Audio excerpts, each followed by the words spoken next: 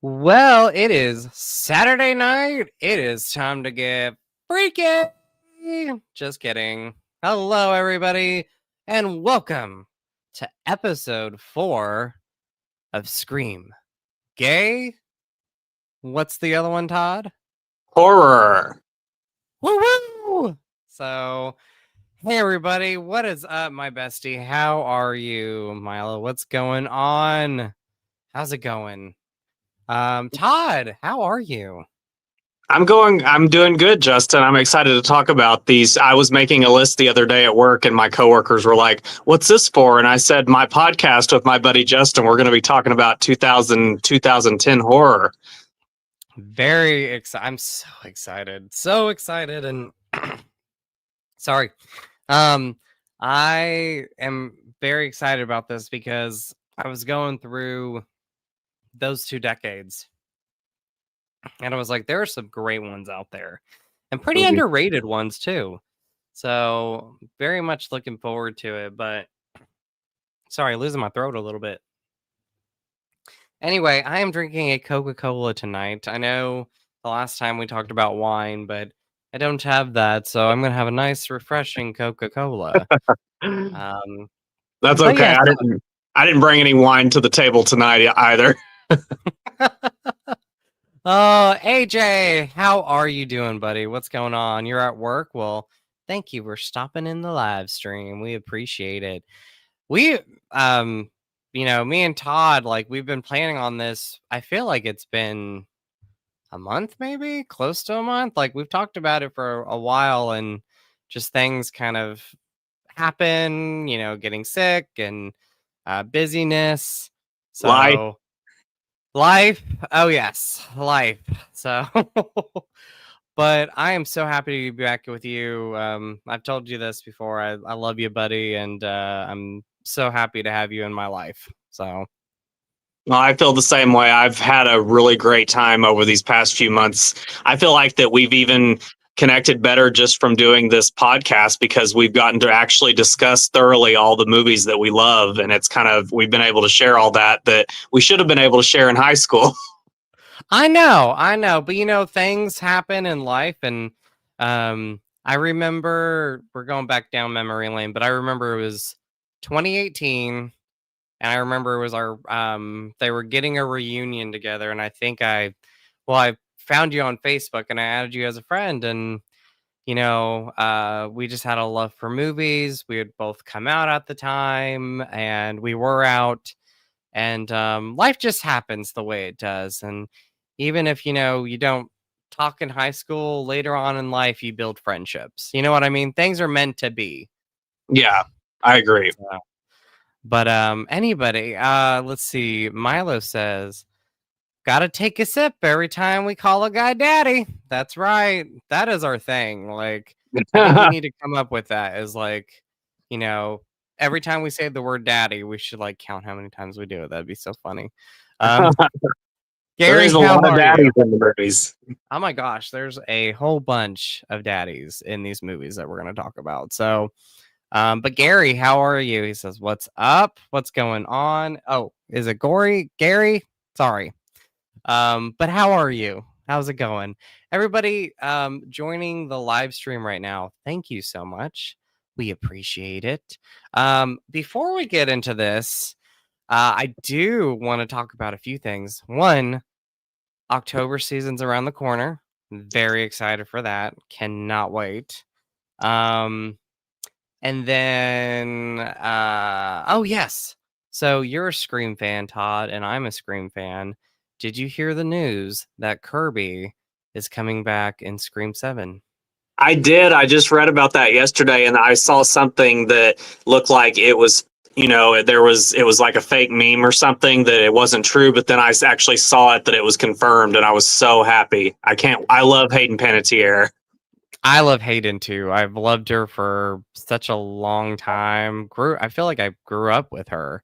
So I am so excited to have her back. Like I was like when they were talking about uh the cast coming back for Scream 7. I was like, I really, really, really want Kirby to come back. and I'm just ecstatic for it. I cannot wait. So Kirby is one of my favorite characters in the Scream franchise, like top 3 for me. Yeah, she was the best thing. I know there's a lot of fans in the franchise that they feel like the fourth one, sometimes they say that one's one of the weaker ones, but I think that Kirby was one of the best things about the fourth one, hands down. Oh, for sure. Like Scream 4 is my least favorite, but that being said, I really enjoy the movie. That is I do a too. yes, that is a franchise that is one of the strongest movie franchises just of all time. Um, and there's not a disappointing one in my opinion. So, but It's let's go still through going the strong.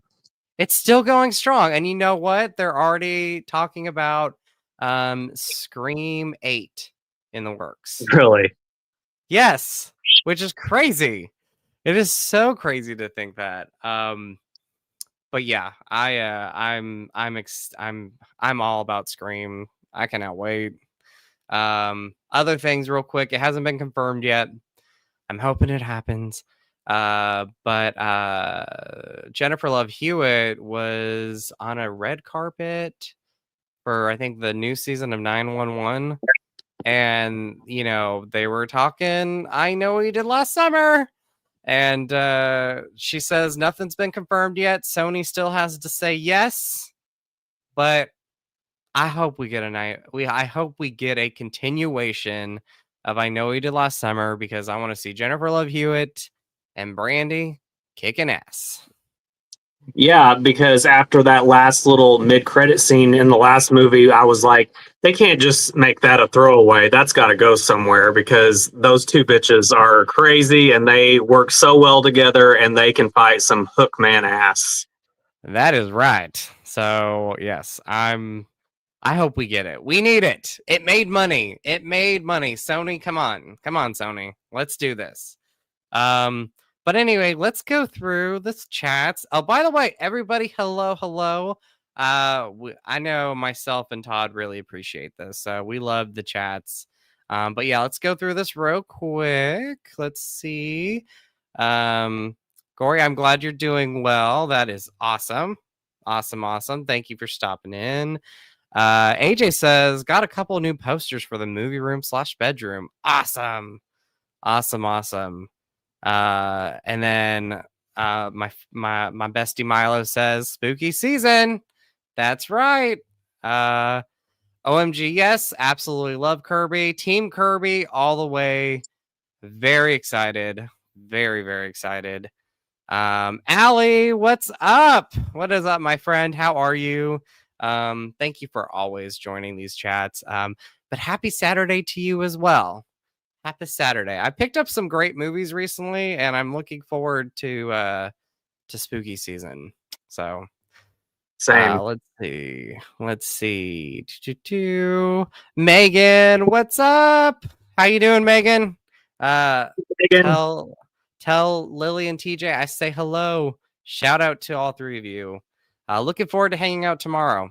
Gonna be exciting. Strangers Chapter 1 and Black Phone tomorrow. Excited about that. And then let's see. Milo says, I love 4. It was so refreshing because of Kirby. I agree with that. She is definitely like one of the highlights of the whole franchise. Absolutely. And then AJ says, new posters are Back to the Future and The Lord of the Rings. 2 great movies. I love those movies. Allie says, I love Kirby and I love Roy too. He was so hot. Yes. Yes. And then blowing it up in here. I love it, everybody. Let's see. Core. Hopefully I'm saying that right. I hope Scream 7 has a good opening enough to rank next to the original. That's what I want. Like a great opening. Yes. That is such an iconic opening. And I mean, Drew Barrymore she elevated it to something better than I think it originally would have been. I agree. And I still love the promotion of how they did that, because it's like you were made to believe that Drew Barrymore was going to be the lead of this movie. And within like 10 minutes, she's killed off. Like, that's just crazy. Very brutal. Very brutal. And back then, you really did not have like the internet and everything, so it was hush hush. Like, no one knew. No one knew. So, but yeah, it was I love that. What is your favorite? Next to the original opening, what is your favorite Scream opening, Todd? Next to the I original. I would probably say the second one because the movie theater, just because I feel like that it was creative and it was kind of unexpected and it pulled you back to the original one, even in the opening sequence of it, because they're watching Stab. And I don't know. I really loved how the scene played out, and I felt like that it rivaled the original. It's the closest opening scene that rivals the original for being dramatically intense, if you know what I mean by that. Oh, 100%. 100%. And that's my second favorite one is the theater opening. Like, I remember as a kid watching that, and that terrified me. Hmm. The concept of it is terrifying, and it's still so awesome today. Like, it's creepy. It's a very creepy opening. Um, and then And the I way would say, Jada plays it. you what? And I was saying, in the way that Jada Pinkett Smith plays it, I mean, Yes.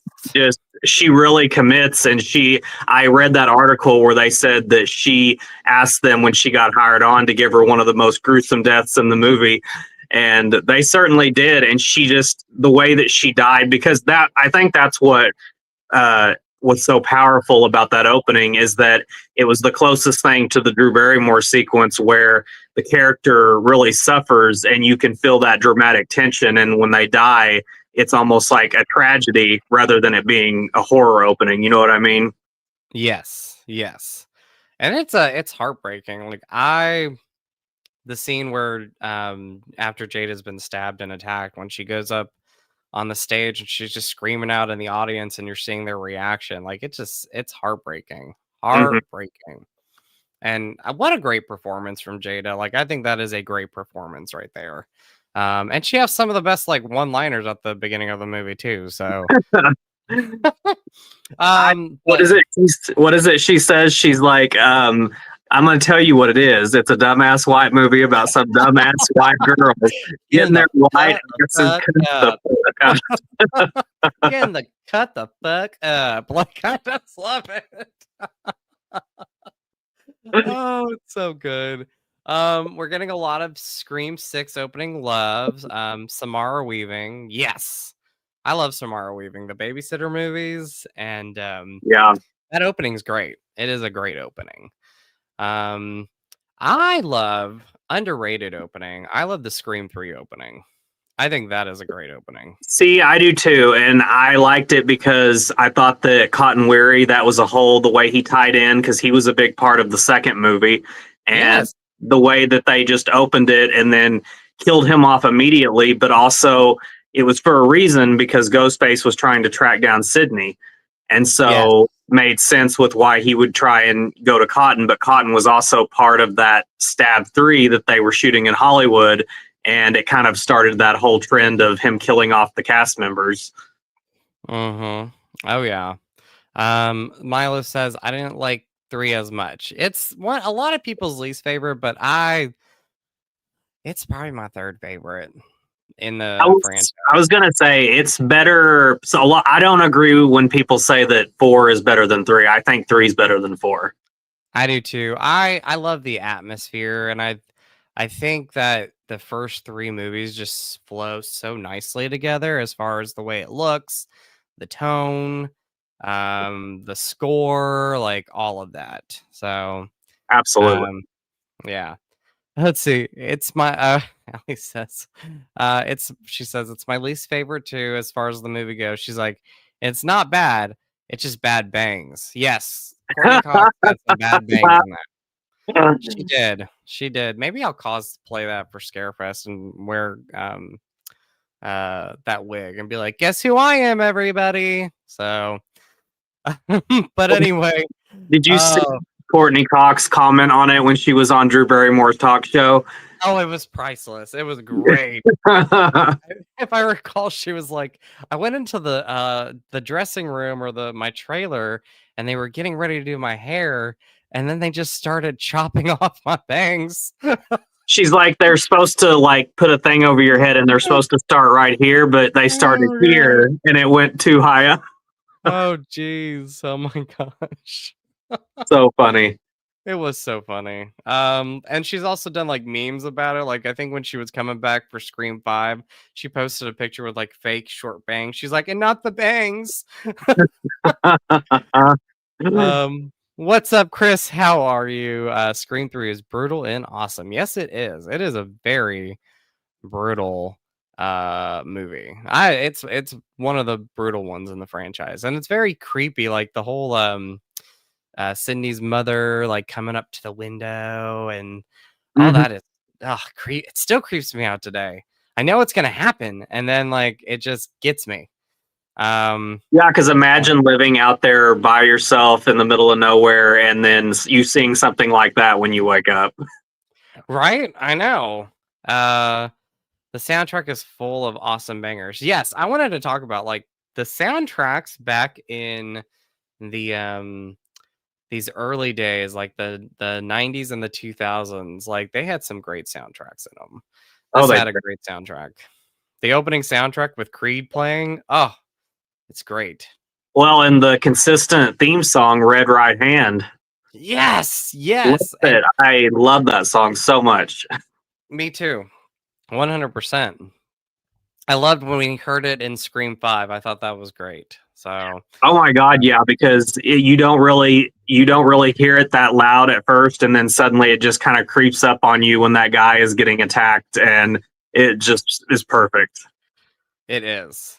Um, let's see. Core says hot take Scream 4's opening super underrated. It is underrated. I have fun with it. It's probably my least favorite, but again, like with the Scream movies, there's not a bad one in my opinion. There's not a bad opening. Yeah, So it's one of the only franchises where I love something about every movie, and I agreed. think that yeah, there's some that I enjoy more than others, but I know that one couldn't exist without the other, and it makes the story flow along nicely. It does. I agree with that. I agree. Um, and then Milo says, oh, let's see. Allie says 90s and 2000 movies were as good as they are because of the soundtracks. 100%. 100%. Blowing it up in here. I love you all. So we're gonna talk 90s. We're gonna talk thrillers in a minute. We have to get to our topic, but you all are amazing. Shad and Redden, what is up? Scream 6 ain't that great. Not to make Nick cry. I you know what? Scream 6 has grown on me. Since I first saw the movie. Like I love it now. The third act, one of my least favorites. One of my least favorite third acts. I I agree with you because and the reason why is because my problem with the third act of that movie is I feel like that the actor who played the Detective Bailey, Yeah. I feel like that Dermot Mulroney, he's a really good actor and I love him in almost everything he does. I Yeah. felt that he really overacted as the killer and it kind of threw Agreed. me off a bit. He hammed it up a little bit as the villain. So, but speaking of daddies, Dermot is a daddy. Oh, Let's just say it. all day, every day. All day. That's our first daddy of the night. Drink Woo! Coca-Cola. Okay. Coca-Cola. And I got watermelon sour patch things for the night. So we're You gonna got get the goodies. crazy in here. You what? I said you got the goodies, the essentials. I do. I do. I do. So, all right, everybody, let's get to our topic. So, it is 2000s and 2010s thrillers. I was excited because this was your idea because we were the last one we talked about. We wanted to like you mentioned doing a part 2 to this. Hmm. And there's some good 2000 and 2010 thrillers. So, Allie says, I have tea and gummy nerds. I love it. I love it. So, let's see. Okay. Now, Todd, I want you to go. Oh, and Milo says, I have water. Water is great. Water is great, Milo. I have water. Good choice, Milo.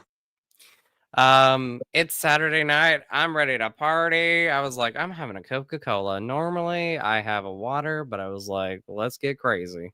Okay,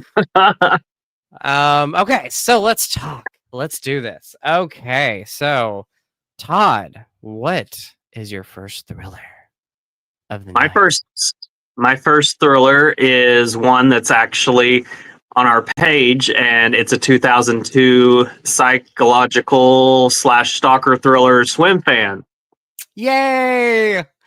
Oh yes. Okay, so talk about it. Tell me the first time you saw this movie. I saw it. I didn't see it in theaters. I remember I wanted to, but then I think me and my dad ended up seeing Mr. Deeds instead with Adam Sandler. But I remember wanting to go and see Swim Fan. And so when it finally came out on DVD, I don't think I even rented it. I think I bought it. And when I watched it for the first time, I I remember thinking that I had no idea who Erica Christensen was before this, and I thought she was really great. And what's funny is right after I saw Swim Fan, I saw the Banger Sisters with Goldie Hawn and Susan Yes. Sarandon, and she plays Susan Sarandon's daughter. And so I was like, oh, that's the girl from Swim Fan. But she gave one of the best as far as like a teenage, psychotic, whatever she was playing, kind of mentally, disturbed young girl. She really knocked it out of the park. And she was another one kind of like Rebecca De Mornay, that it was all about her facial expressions. Yes, it was. Yes, it was. Allie says Coke is the bomb. I have to drink Coke Zero though. I like Coke Zero too. Getting a lot of love for Swim Fan. I love this. And Allie also says Mr. Deeds is so good. It is. It It is. is good. Yeah, I like it. Okay, so when did I first see it? So I saw Swim Fan. When it came out on DVD. No, you know what? I rented it on VHS. Throwback Thursday. Well, not Throwback Thursday. Throwback Saturday. VHS times. I know. Um, be kind, rewind, people. Yeah. So Swim Fan. I rented it on VHS. And I loved it right away. And I think I watched it twice before we took it back because, like you, I wanted to see it in theaters, but I was too young to see it. And so I had to wait until the VHS tape. And I was visiting my mom and we rented the movie. And again, I watched it twice and loved it right away. Love Erica Christensen. Like she is an underrated actress, very underrated. I like you mentioned, she is able to definitely act with like facial expressions and everything, like Rebecca De Mornay. She's got some really good, menacing, eerie moments in this movie, and then she's able to play off super sweet as well. Um, I loved Sherry Appleby. Hopefully, I'm saying that right. I see your comment, Chris. And then I loved her boy, Jason Bradford. Jesse Bradford had a huge crush on him. Me too. And he is still a very good looking man, by the way. A daddy. A daddy. We're gonna call it. He is a daddy.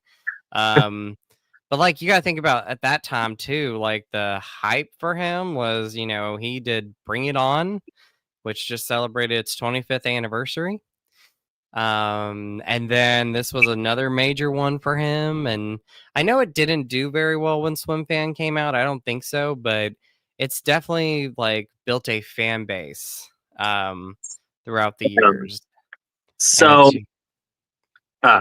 I was just going to say, I knew whenever it first came out, I think I remember reading that it actually did really well its opening weekend because the marketing had been really good for it. And so Yeah. people were like, because I remember it was being marketed as Fatal Attraction for teens, and everybody kind of jumped on Yes. with that. And then when it came out, I think it did really well its opening weekend, and then maybe it kind of got lost in some other movies that came out around that time. But yeah, I think it did well its opening weekend, and then it stayed at the number one spot until something else kicked it off, and then it kind of went down after that. But it's definitely gained a cult following over the years. Oh yeah. Oh yeah. Well, I'm glad it was successful. I'm glad it was a hit, and I love it.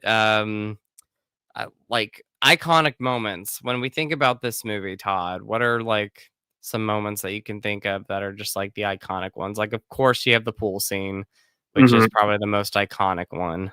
So, um, and what other ones do you think of that you really like as far as scenes go in this movie?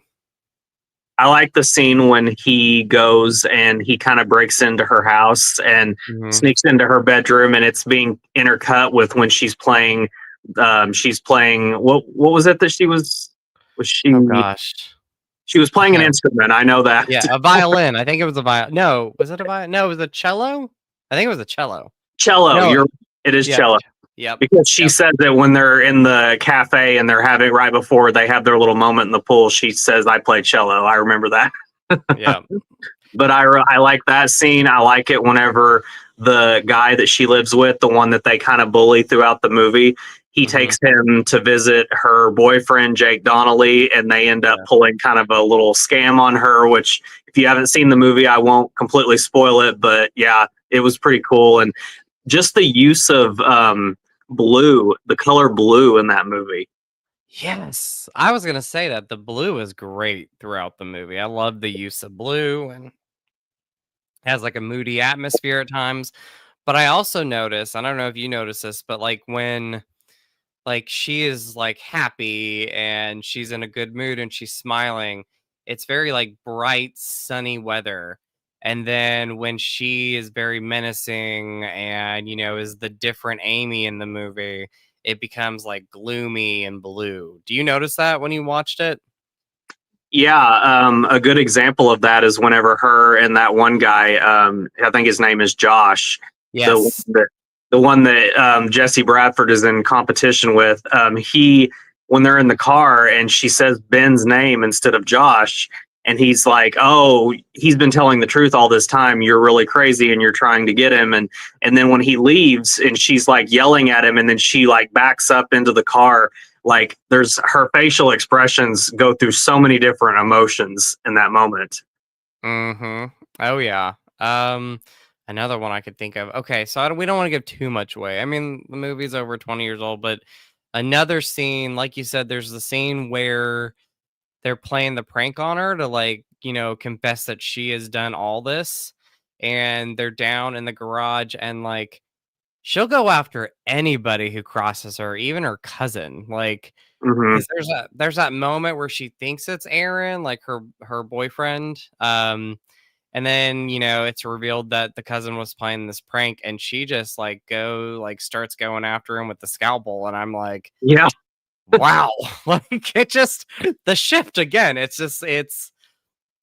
crazy. Although I do have to point out a slight little plot hole, and I don't know if it's a plot hole or if it's just something that maybe it just happened for the sake of the movie. I don't know. But when she escapes from the police car and Yes. she's got her handcuffs are in front rather than in the back, and so it Yeah. gives her very easy access to their guns. Yep. Yep. Yep. Um, Milo says, and also that ending too, if you know, you know. Yes, the ending. I still can recite the line. What is the line where she says, "Tell her, Ben, tell her that you love me and that we belong together," or whatever that line is. And he does one of the dumbest things, in my opinion. I'm sorry, Jesse Bradford, but he's like, "No, I don't love you," or something like that. And then, She pushes Amy into the pool. yes, I'm like, no, no, like that is not like if your girlfriend is tied up to a chair and she's threatened to push her in the water. It's like, let's not provoke her anymore and say, no, I don't love you. Like, let's not do that. Let's try to like figure out how we're going to get, the girlfriend out of this situation. You know what I mean? Right. Yeah. It was just so like, and it was probably trying to push the scene along. But I got to say, like, the whole talk about blue, like the use of blue in that finale was so Yes. just, it was like, it was weirdly like eerie and beautiful at the same time. It really was. I agree. Beautiful and eerie, and I know it's strange to say before we go on to our next movie, but like my heart at times went out for Erica Christensen. Like I know she did bad things. I know. She's like Glenn Close. Like you feel bad for Glenn Close at some point. Well, you feel bad for Glenn in Fatal Attraction up until a certain point, and you feel the same way with Erica's character because she really does like this guy. Like this is the guy that like she's moving to this new school. She thinks this guy is going to be the one, and even though she becomes obsessive, a swim fan, you do feel bad for her. You do feel bad. Did you? Eh. A little bit. A little bit. No, I think because like I see what you're saying, but I think that it seemed more like she knew pretty much from the get-go that he had a girlfriend. And True that. Yeah. and I really, really, and this is a testament to Sherry Appleby's acting, but I had a lot of sympathy for the girlfriend in the movie. Oh, I had more sympathy for her than anybody. So like I felt so sad for her. I do too, because she's the one that just goes through everything. She gets run over and everything. So yeah, I mean, you don't really feel bad too much for Erica Christensen. I guess I just love her as an actress, like in real life. I think the reason you feel that way is because she's also very good at playing likable and sweet, and so yes, she can play on both of those. She can. She really can. And then when she snaps, I'm like, Erica, we got to have a conversation. Yeah. Okay, so my next movie, speaking of early 2000s, I know you love this one too. What Lies Beneath? I mean, for me, one of the best thrillers of all time is What Lies Beneath. And I saw this movie again, VHS days, throwback Friday or Saturday. I did too.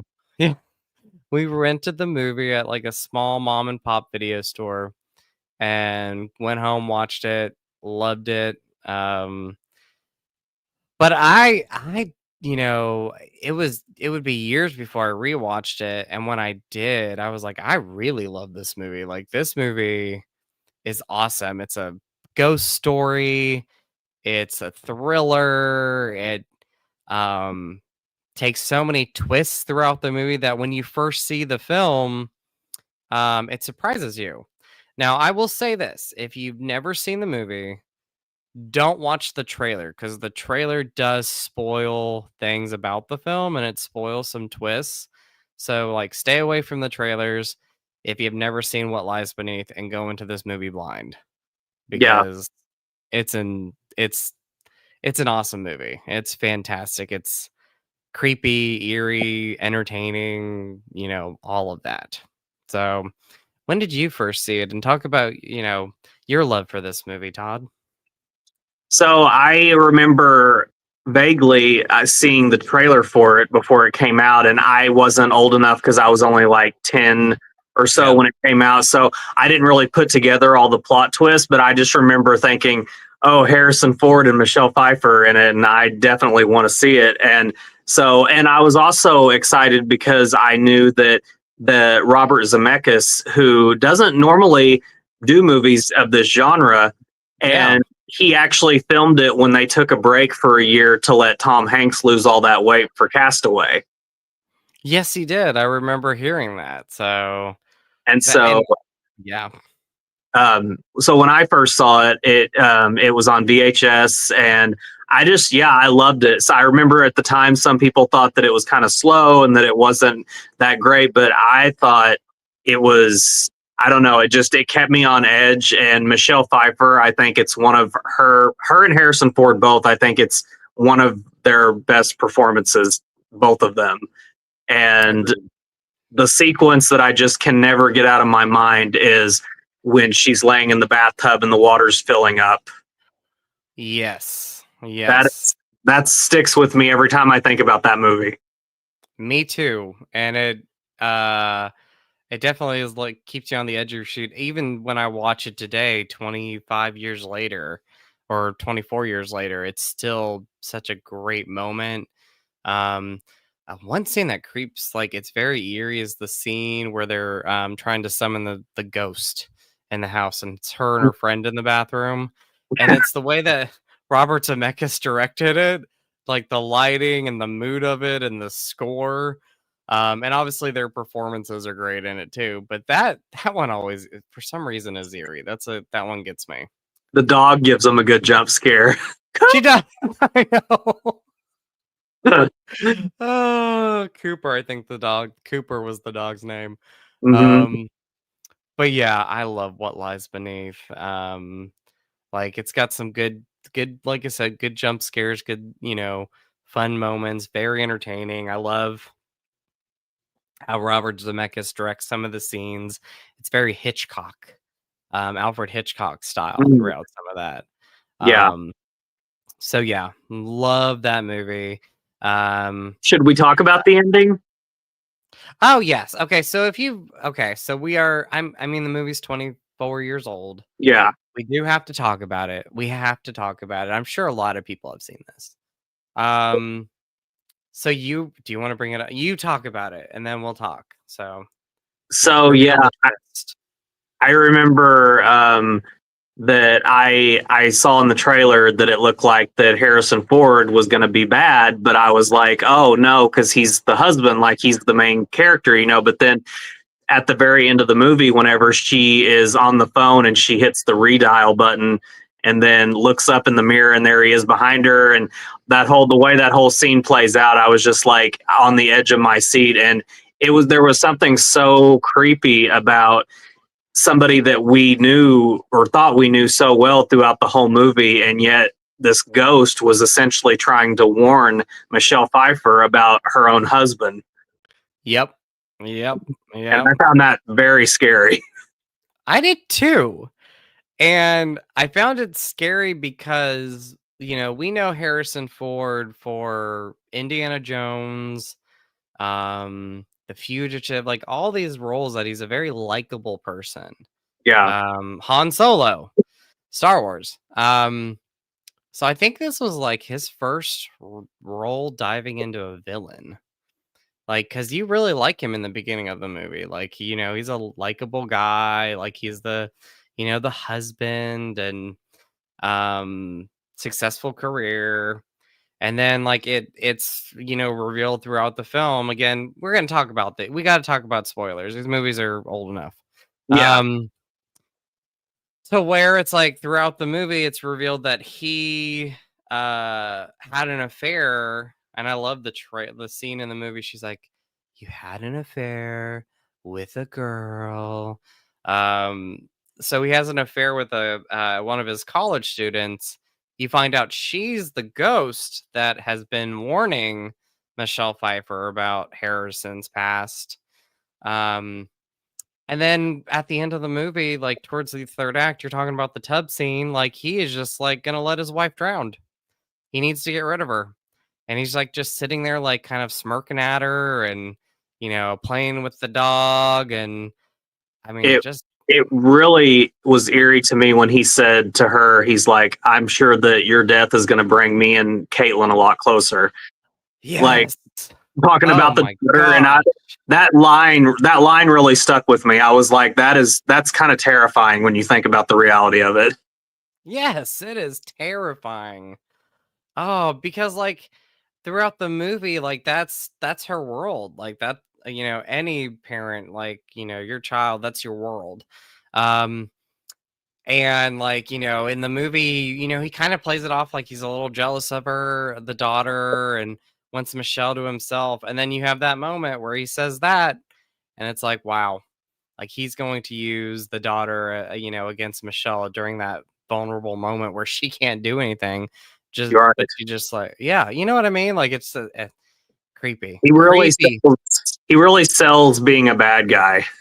He does, and he did a great job in this movie. And I loved Michelle Pfeiffer in this movie. She is my favorite actress, by the way. I love Did Michelle Pfeiffer. you- I love her too. Did you know that who she used inspiration for this performance?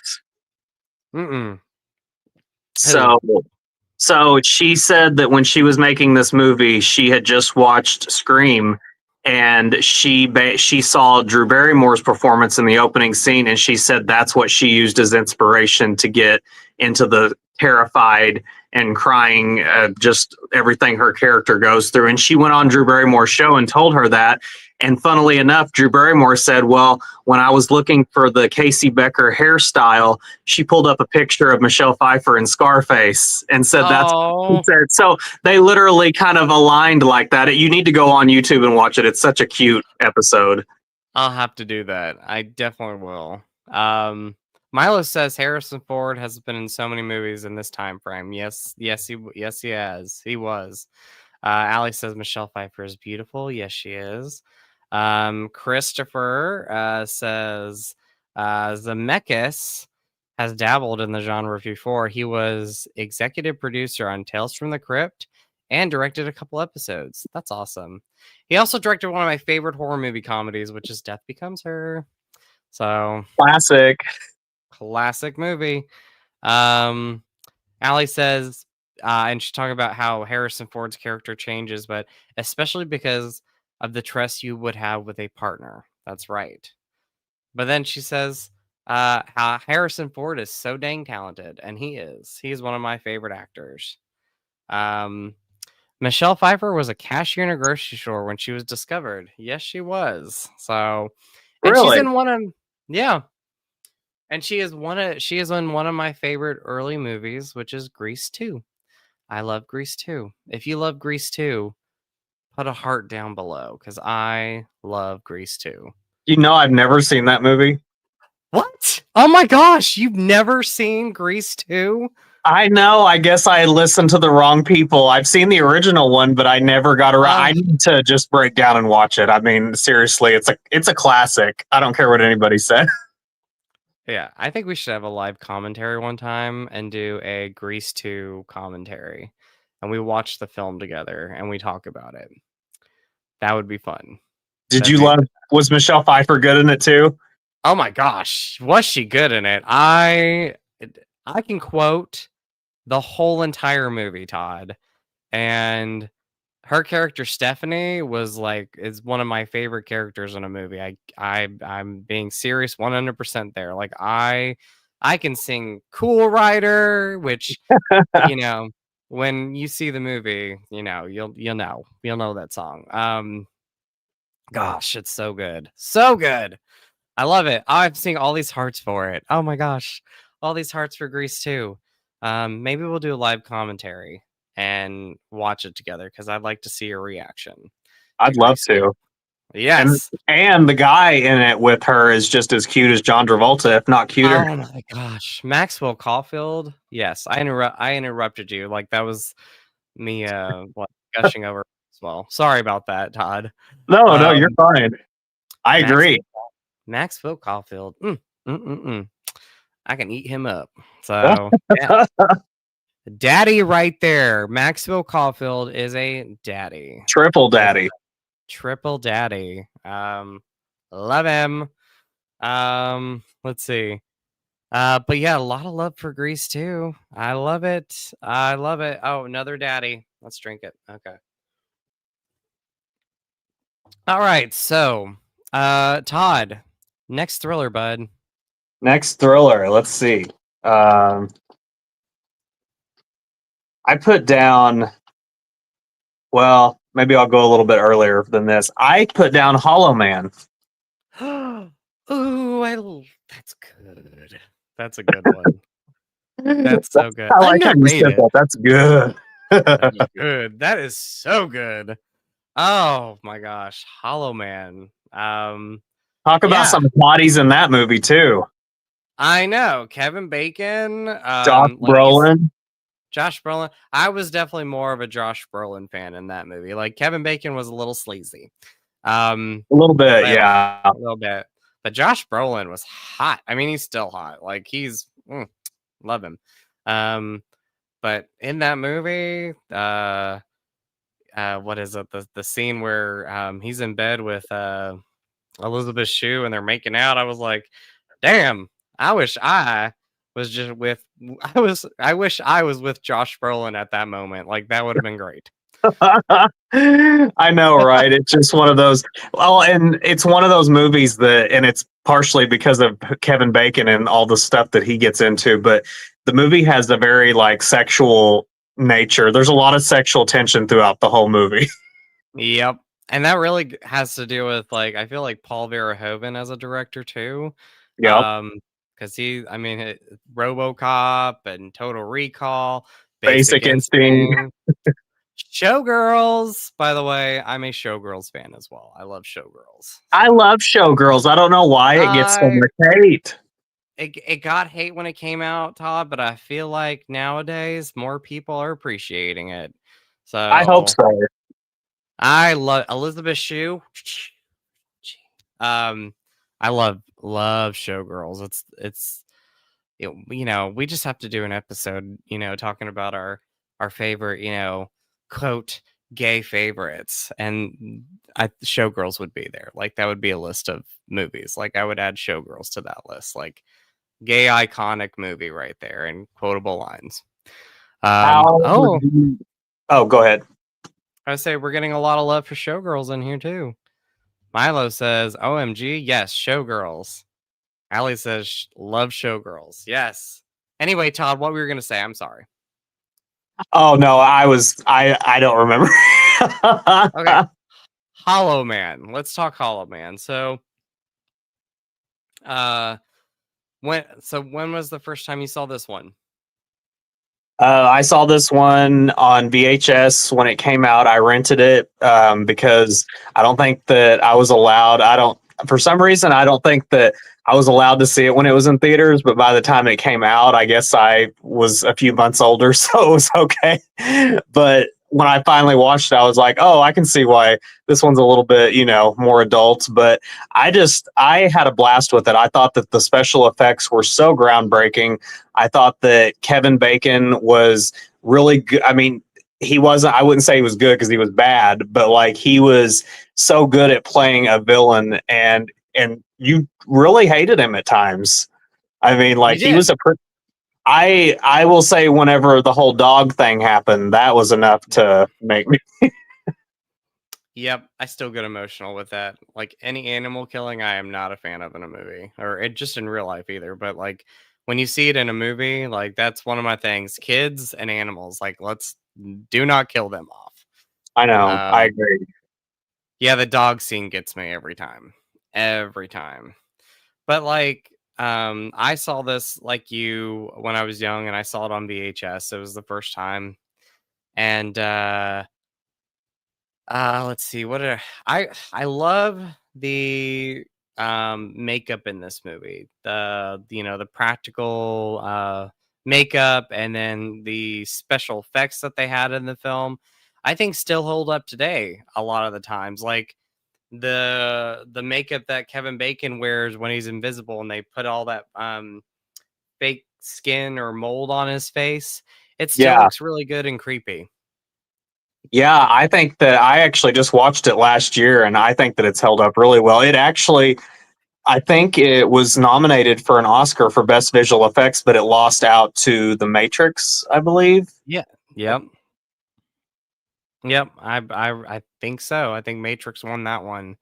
But it was amazing that that movie got nominated because it was not very well received, Hollow Man, from a lot of people. So the fact that it got nominated, that's awesome. That is awesome. I think because I was so into all those slashers at the time, like Scream and I Know What You Did Last Summer, that when Hollow Man was made, I felt like it was like a slasher movie, but with a sci-fi twist. Yes. Yes. Agreed. I agree with that. Allie says, what about Moulin Rouge? Are you talking about like adding it to our gay favorites? I love Moulin Rouge. That's just a great movie in general, but Love Yeah. Moulin Rouge. Okay, so next one. Talking about, I'm gonna go with, I forgot to pull it, but 2005's Red Eye. Oh, I love it. I've seen it so many times. Yes, an underrated Wes Craven movie. That's awesome movie right there. Not a lot of people, Todd, I don't think a lot of people when they talk about Wes Craven or just in thrillers in general, I feel like that movie kind of falls under the radar nowadays. But I love that movie so much. That is a good one. That's Cillian Murphy is so good in it. Rachel McAdams is amazing. Um, it was like one of her first thrillers, if I remember correct, because she had done like Mean Girls and The Hot Chick and The Notebook, and here she was playing like this badass character at the end of the movie. I really loved her performance in that movie. Yeah, I really think that after, because Wes Craven directed it, and after he had gotten off of Scream, I felt like that he continued that trend of strong female leads, and I liked that he pulled that performance out of her because she did really well in that movie. She did. She did a great job, and Cillian Murphy was great. Like, um, Daddy. Daddy right there. Yes, he like in the beginning of the movie, he's a very charming person, and then like just flips a switch, and like as the movie progresses, he gets more and more evil. Do you know what I mean? Like Mhm. it gets worse and worse and worse, and you just feel so bad for Rachel McAdams in that movie, because every time you think she's gonna get away and get away with something, he always like is one step in front of her.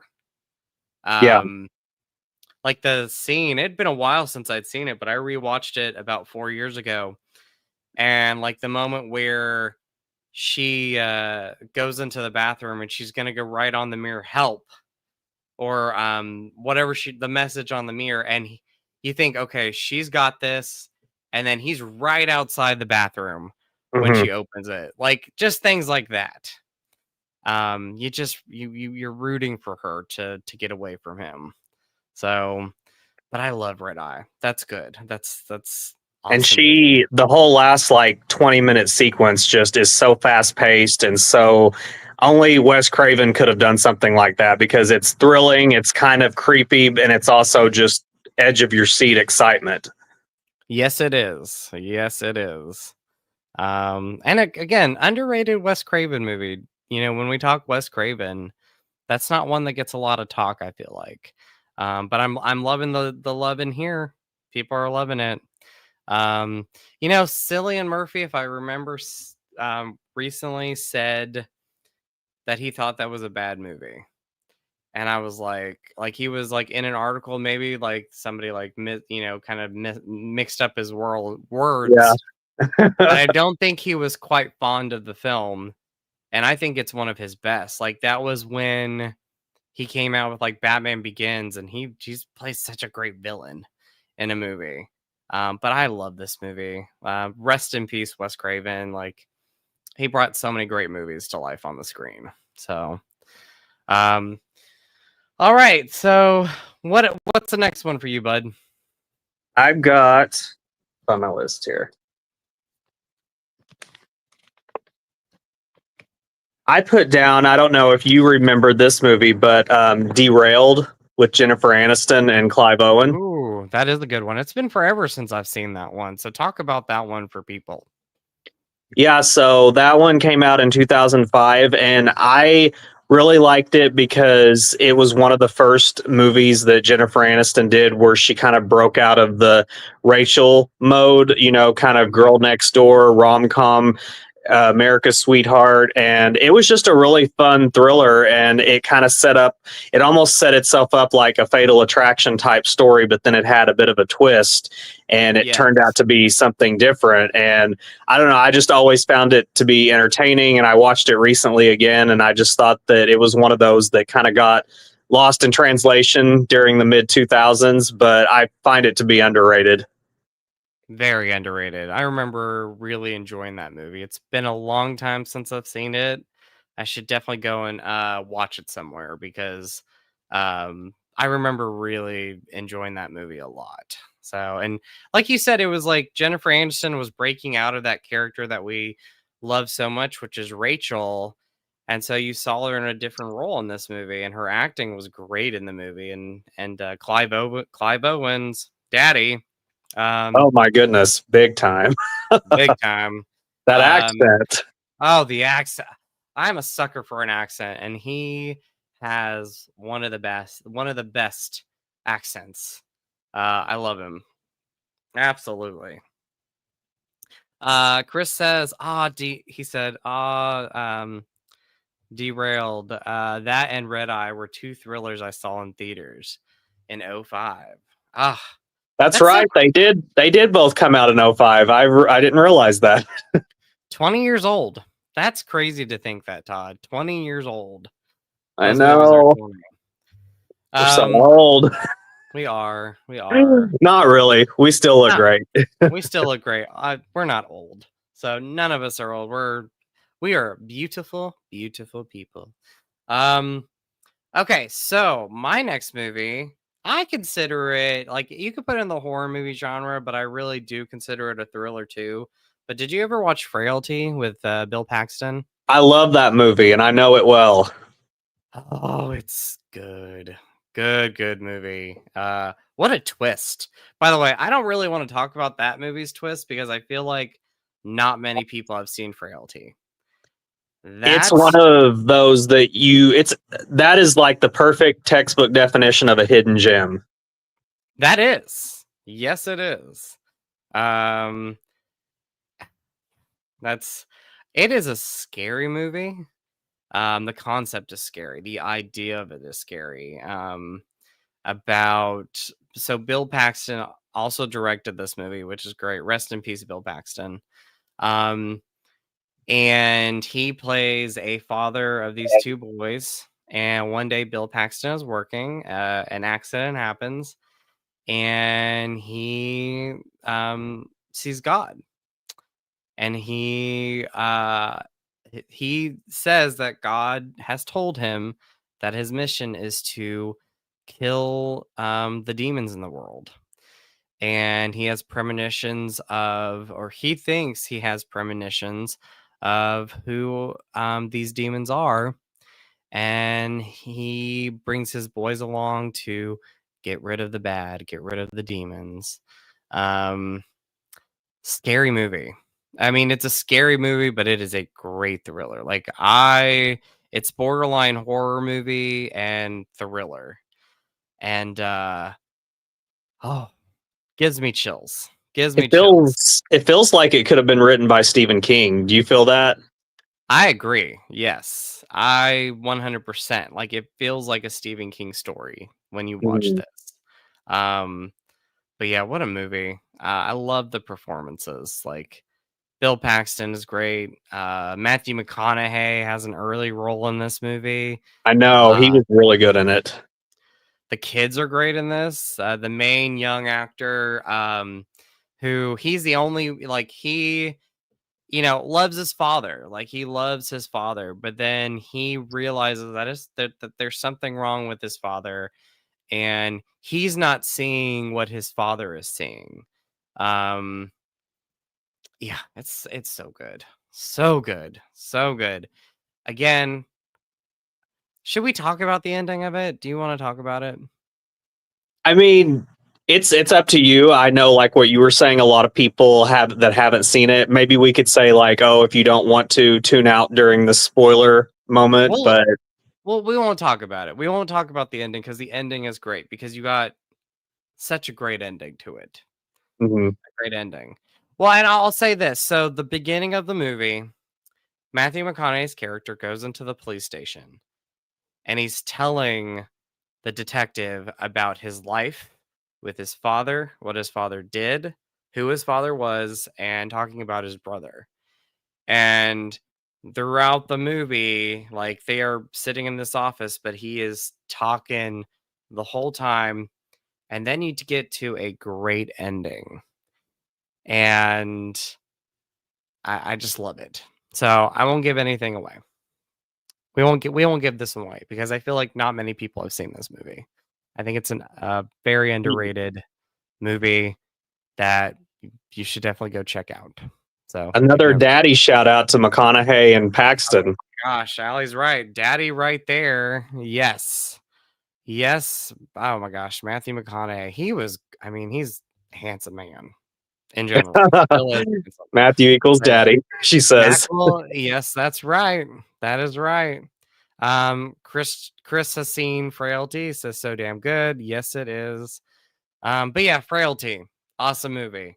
So okay. And by the way, Allie, you look amazing, my friend. So 45 looks awesome on you. So, and same with you, Milo. 37. Woo woo. I'm gonna be 37 next month. Okay, so next movie. What you got? Next movie I got is actually kind of similar to Red Eye, and I'm sure you've seen it. Flight Plan with Jodie Foster. Oh yes, that's a good one too. So that was great. When did you see that one? Was that a theater watch for you, or did you watch it later on? That one was a theater watch. I remember when it came out, I was really excited to go see it. I had seen Red Eye right before, and they came out the same year.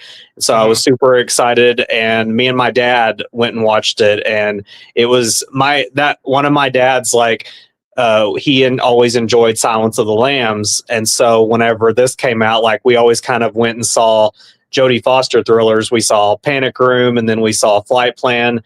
And yeah, I just remember thinking that it was just, kind of a run of the mill, like quick little 90-minute, throwaway thriller. But at the same time, Jodie Foster elevated it up to a bigger, more iconic level. Yes, she was amazing in it. Another movie with Erica Christensen, by the way. She has a small part. She was a flight attendant. She was. The movie, I saw this in theaters too. I love the movie still today. I thought the ending was a great twist. It kept you guessing. It did keep you guessing. I miss movies like that. I feel like nowadays you can pick up what's going to happen in a movie. But this one had some great twists throughout the film. But Jodie was wonderful. Has anybody else seen Flight Plan? If you've not seen it, go watch it. Go watch it. So, another one. Oh, speaking of Jodie Foster, we'll mention it. Panic Room. Yes, that came out just a few years before, and I also saw that one in theaters. I think I saw that one with my sister, and that one was surprisingly brutal. Yes, it was, and I've seen it a couple times.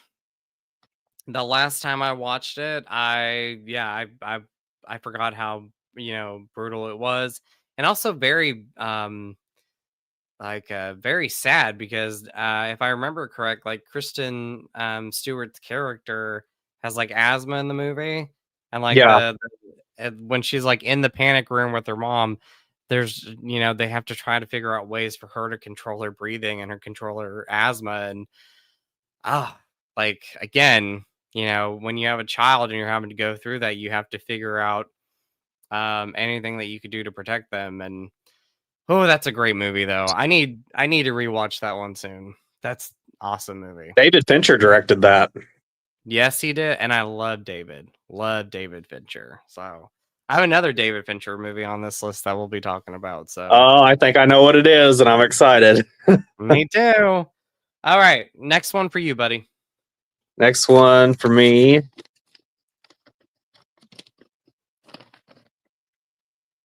Have you ever seen Hard Candy? Yes. Oh my gosh, that's a good one. By the way, Chris says, hell yeah to Flight Plan. Hell yeah. But Hard Candy, awesome movie. Awesome. So good.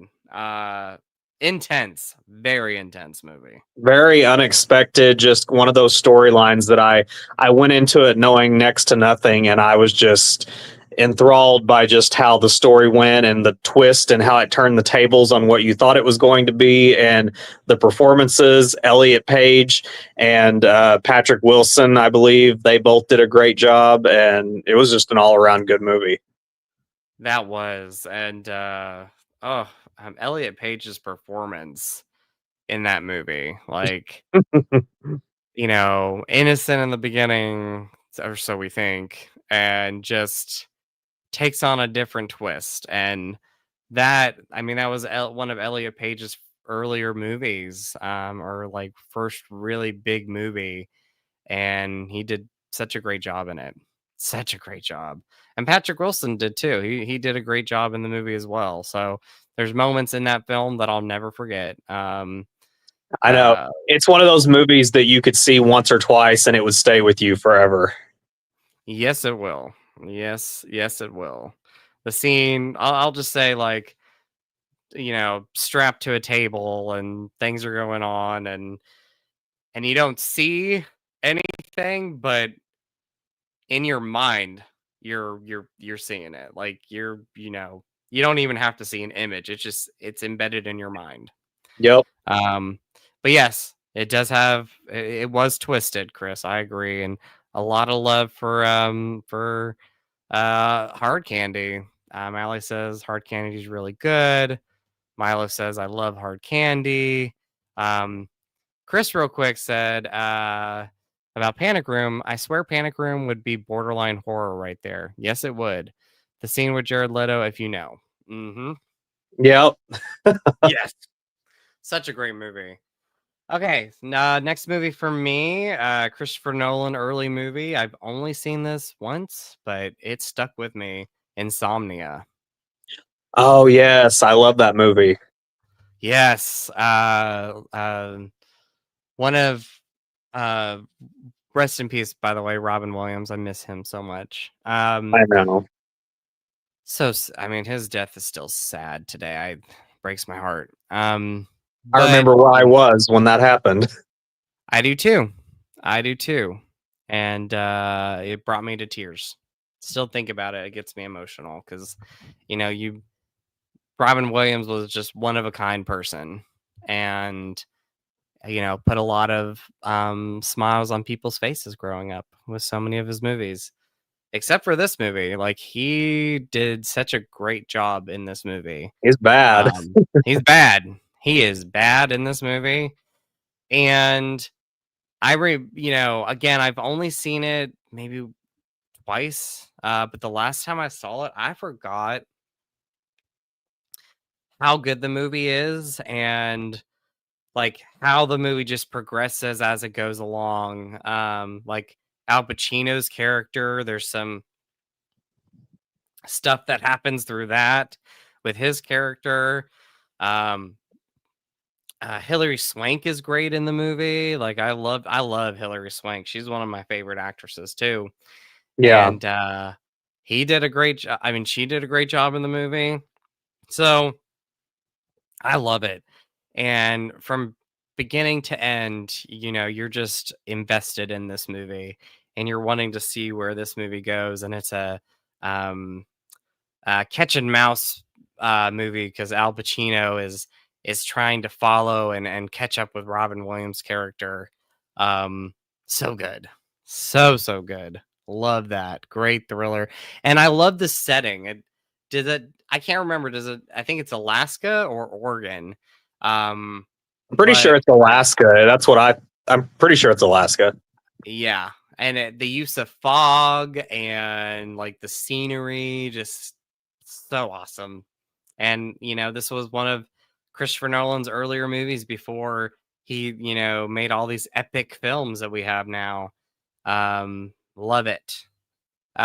Chris says Nolan coming off fresh with off of Memento with another great psychological thriller to remember. That's right.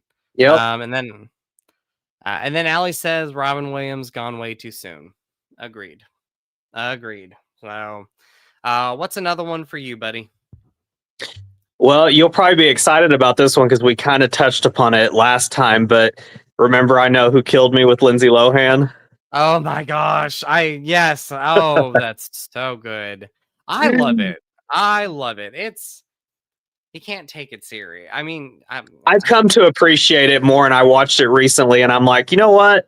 There's something kind of fun about this movie. There's something unique, and it has a very like I think it was in some ways ahead of its time because it almost feels like it should have been made by like David Lynch or something.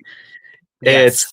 it's got a very Twin Peaks kind of, there's just something about it that just feels a little off, and I think at the time people were expecting maybe something a little bit more mainstream, Hmm. and they got something that I think today would have been appreciated a little bit more, but at the time it was kind of, it was, and Lindsay Lohan and all of her personal life, there was a lot of stuff going on at the time, so that didn't help anything. But I think I've come to appreciate it, and I like that she still appreciates it after all these years. Oh yeah, and I love the movie. It's a great thriller. It's a mix of like a slasher movie, a horror movie, and a thriller. And oh, I love it. That yeah, great movie. I need to rewatch that one. I own it. So um it's and it's the how I would describe it, especially when you get to the end of the movie. It is a it's like it would be semi sort of sequel to Parent Trap without saying too much with the ending of it. If Yeah, you know, you know. If you know, you know. if you know, you Um, know. if you know, you know. But definitely check it out. Milo said, "Okay, I had a call, so I missed a little, but I'm back. Welcome back." We talked about Insomnia, Christopher Nolan's Insomnia. If you've never seen it, Milo, I highly recommend it. And then we talked about Lindsay Lohan's I know who killed me. So great movie. Great. That's Todd. Thanks for mentioning that one again. I love that movie.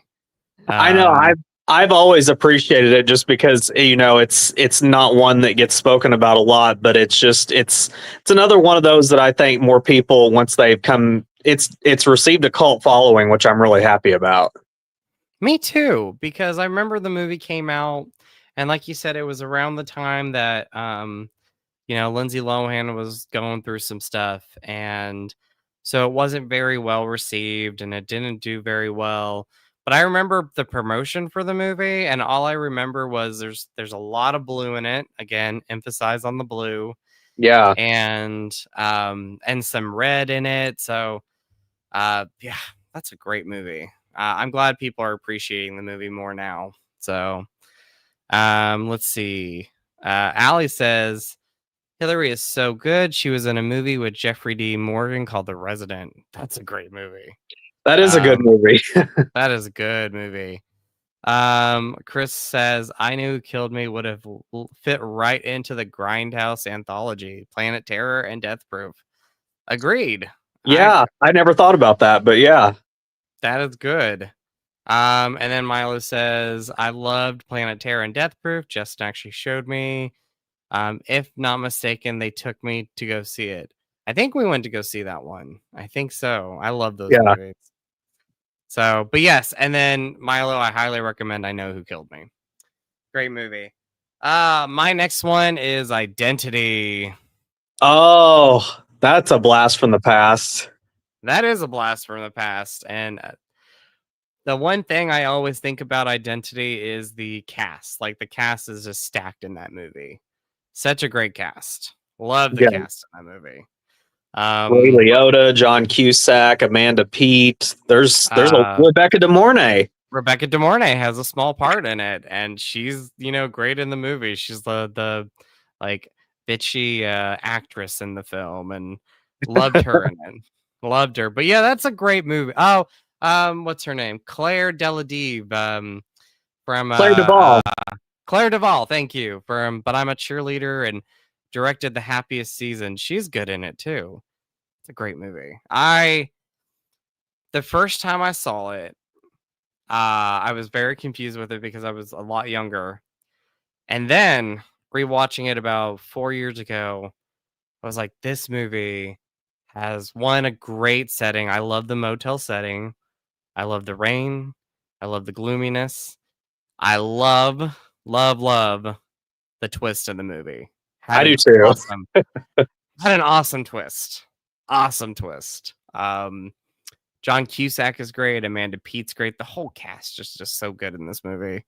But yeah, I love that one. And it's directed by James Mangold, who would go on to direct Wolverine, Logan, Ford v Ferrari. He directed Speaking Indiana of evil. Did he direct? Oh, that's James McAvoy. Did he do? Maybe I've got it wrong. I'll have to look that one up, but I was pretty sure that he did Speak No Evil. Speak No Evil. Speak No Evil. What that came out last year? Oh, maybe he did. Maybe he did do that one. Okay. Oh, Copland. He did do it. Okay. Speak No Evil. Awesome. Awesome. Thank you, Allie. Allie said he did do it. Nice. Speak No Evil is an awesome movie. I love that movie. That kept me on the edge of my seat last year when I watched it because you had no idea where that was going. And James McAvoy, Daddy, and Daddy. Yes, Allie says Daddy. Yes, James McAvoy was fucking hot. Pardon my language. He was. He looked so good. He had never looked better than he looked in that movie. Oh my gosh, the muscles were popping out of him. I was like, holy crap. Yeah, James McAvoy. I love him. Love him. She's laughing at him.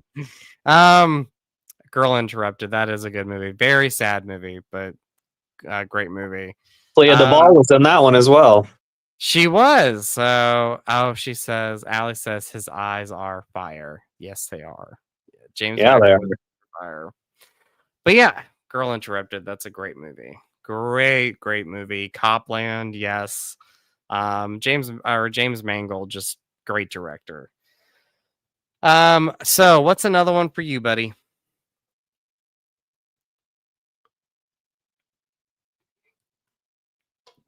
I can't hear you, bud. Let's see. Let me see.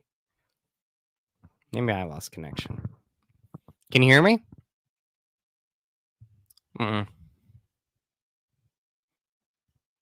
Okay, I can't hear you.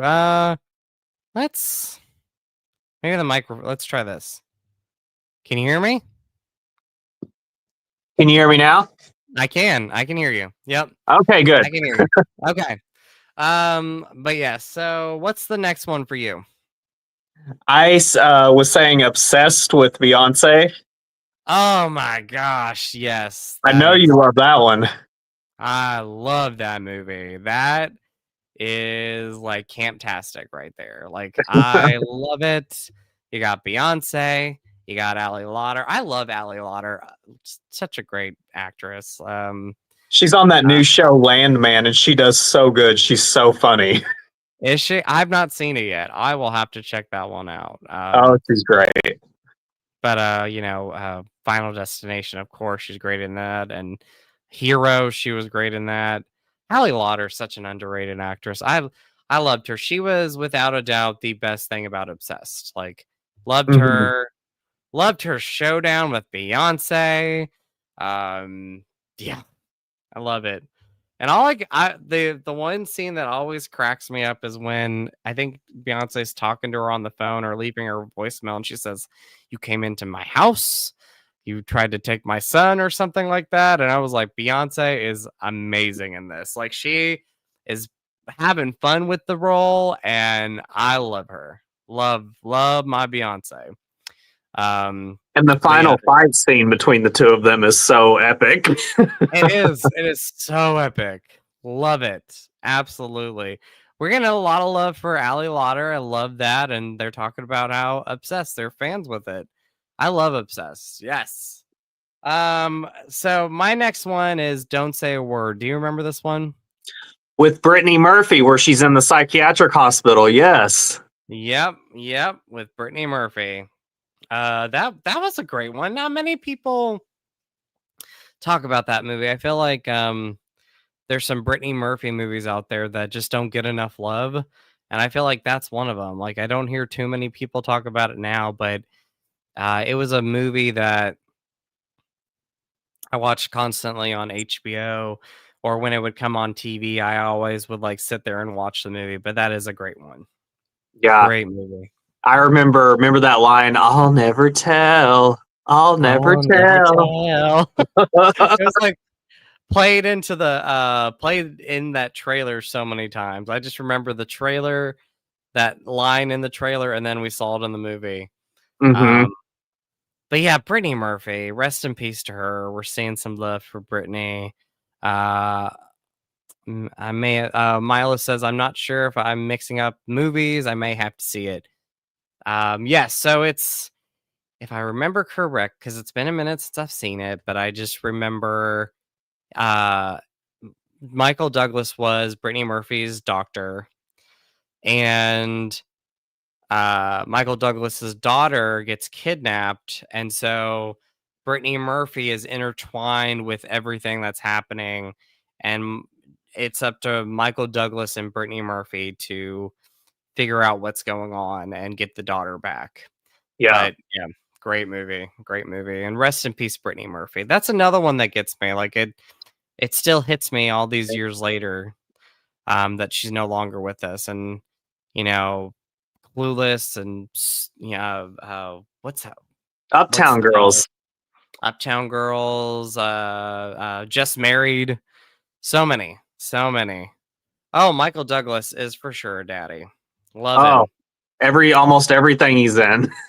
Yes, he is for sure. I love it. I love it. Let's see.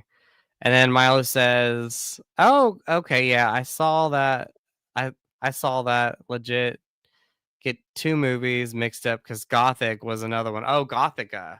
Is it Gothica? Gothica. That's a good one. It's been a long time since I've seen that one. Halle So, Berry. Halle Berry in that one. And Chris says, thriller about Don't Say a Word. It is a great movie. So, Sin City, yes, that's a good one. And Little Black Book, that's such a great, rom com. I love Oh that. yeah, I forgot about that one. She was in that. Yep. All right. So, what's up next for you, bud? Do you have anything on your list? I have do you remember, let me see.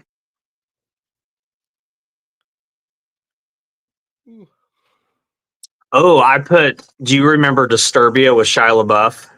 Yes, that's a good one too. That's a great one. It's been a long time since I've seen it, but I love that modern day Rear Window version of that film. Good movie. Good movie. So, It was um, very Hitchcock like when it came out. yes, it was. It really was, and that's why Rear Window is one of my favorite Alfred Hitchcock movies. So it was a modern day Alfred Hitchcock movie, and like the perfect time, because that was like during that time when we were in high school watching that movie. So That's true, that yeah. I love that. Let's see. Ali says fantastic movie for Disturbia. And yes, Milo, that's the one where the boy next door is on house arrest. So good movie there. Shia LaBeouf Yeah, also has some pretty good sex appeal going on. he does. He does. He was a cutie back then, and he's good looking. He's good looking.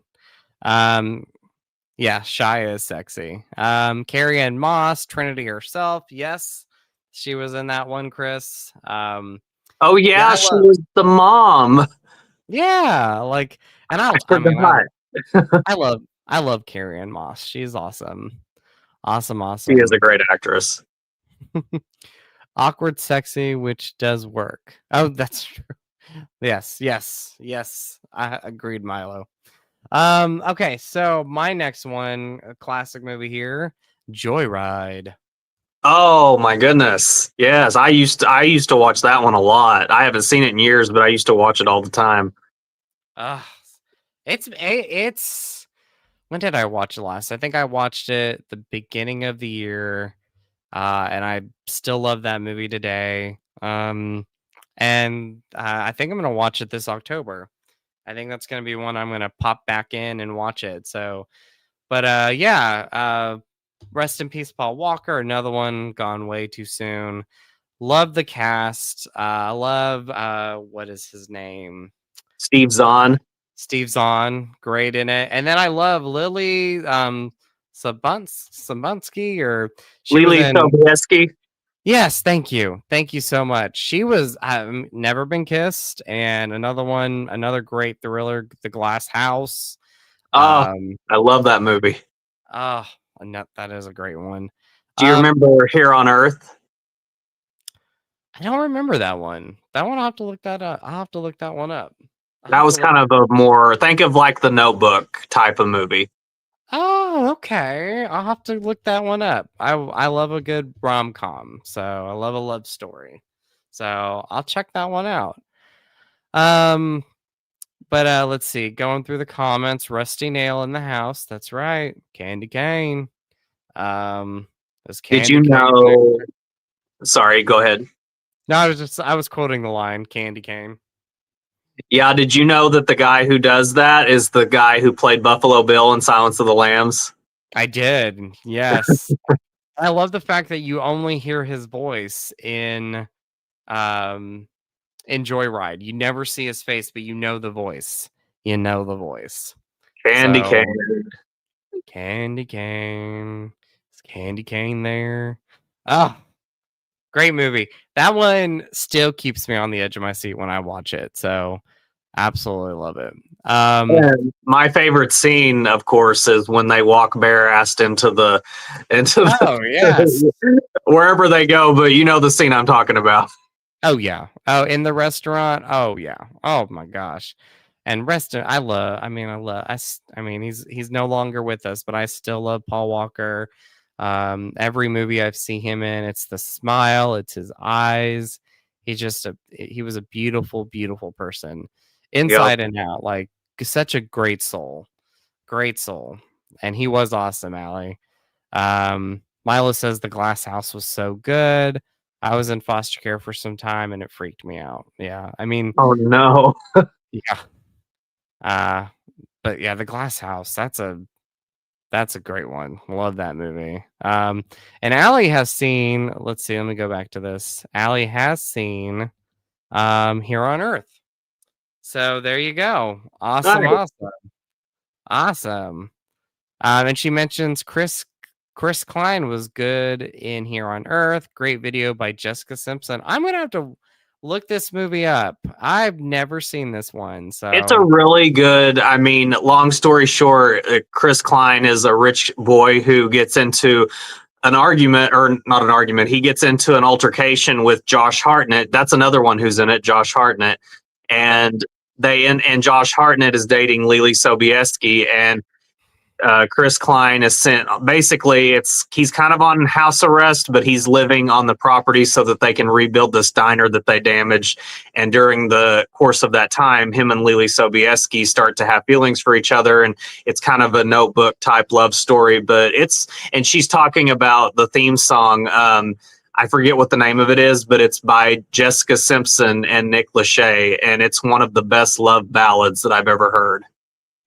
I'll have to check this out. I think I've heard this song. I have heard the song with Jessica Simpson and Nick Lachey. So yeah. I'm gonna look this movie up. I'm gonna look it up. I know. She says, "Where are you? Are you talking about like me not being able to see it?" I know. I mean, I love.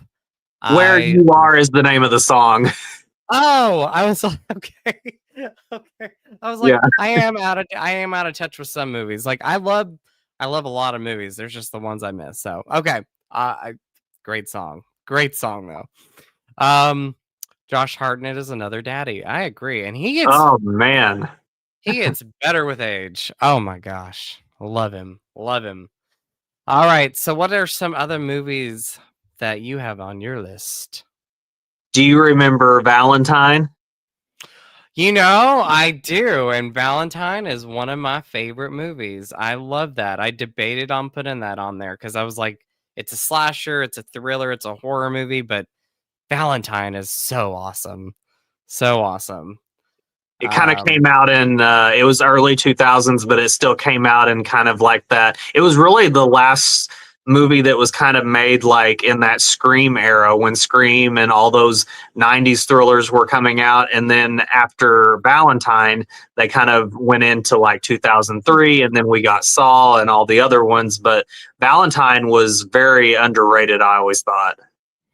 It was like it came out and didn't really go anywhere. Like mentioned, it was during that Scream era. And you had Urban Legend, and I Know We Did Last Summer. But Valentine is one of the best during that time. Like, I love that movie so much. Love the cast. It's got some of the greatest one-liners in the movie and some of the greatest scenes. One of my favorite moments, and it's heartbreaking too, but it's the scene where Dorothy and the main girl, Marley Shelton. Kate. Yeah, Lily. Oh, I love her. Love her as an actress. They're talking and they're, trying to figure out who Jeremy Milton is. And you have this whole dialogue where Dorothy she finally really speaks up and says how she feels about her friends. And she says something like, you really can't stand it, can you? And she's like, can't stand what? That I found someone just as good looking and just as smart. And Kate says, well, that's ridiculous. She's like, I mean, why can't I? Why can't the fat girl get a turn? You know what scene I'm talking about? Yeah, because she goes, come on, Kate, you've always been the popular one. And Shelley was always the brainy one, and Lily was the fun one, and Paige was the sexy one, and I was the big fat one. And yeah. as far as that's concerned, that's the way it's always going to be. Well, you know what? Screw all of you. And she just walks away. And that is one of my favorite moments, if not my favorite moment in the movie, because that's a great scene, like truly great scene between Lily Sheldon and Jessica Capshaw, who would go on to be in Grey's Anatomy. So I know. I loved her on Grey's Anatomy. I did too. That was my favorite time. Like, I miss the early days of Grey's Anatomy. Those were my favorites. Yeah. And she's also the stepdaughter to Steven Spielberg. So. Oh wow, I didn't realize that. Yep, Kate Capshaw is Jessica Capshaw's mother. So, but I think that's cool. Lot of love for Valentine. Mila says yes. Love Valentine too. Love Valentine. Yeah, Smiley. I think we watched that one together. Alex says love Valentine and I hate that holiday. LOL. My tradition is to watch My Bloody Valentine and the original My Bloody Valentine and then Valentine on that day. Yep. Says I only like Valentine's when it's spooky themed. Yes, I also love my love stories though. I'm Pretty Woman. I'll watch during that time. So yes. Classic rom-com. Classic rom-com. Love it. I think we're gonna have like a non-scary movie night again where we talk about our favorite rom-coms. I think that's a great idea for a future show. I would love to talk about like Pretty Woman, and so I could talk about that movie forever. Me too. That is one of the all-time greats there is Pretty Woman. One of my all-time favorite movies. Let's see. And then Circulation 29, hopefully I said this right. Says Enjoy Ride 2, where Rusty Nail made that dude cross-dress and walk through a semi-ridge log asking the truckers for meth was so cruel. I've never seen Joyride 2. I haven't either. I have to check it out. Yeah. I didn't realize that. I knew that there was a couple of sequels like direct to video, but I hadn't got around to seeing them. Yeah. Okay. Yeah. I've like you, I've heard of them, but never seen them. So I'll have to check those out.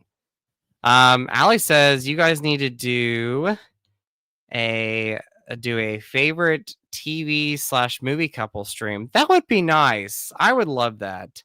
Yes, I would be so on board for that. Maybe do like a top 10 list, like have our top 10 or maybe top 5 or something. top 10 because there's so many great movie couples and TV couples.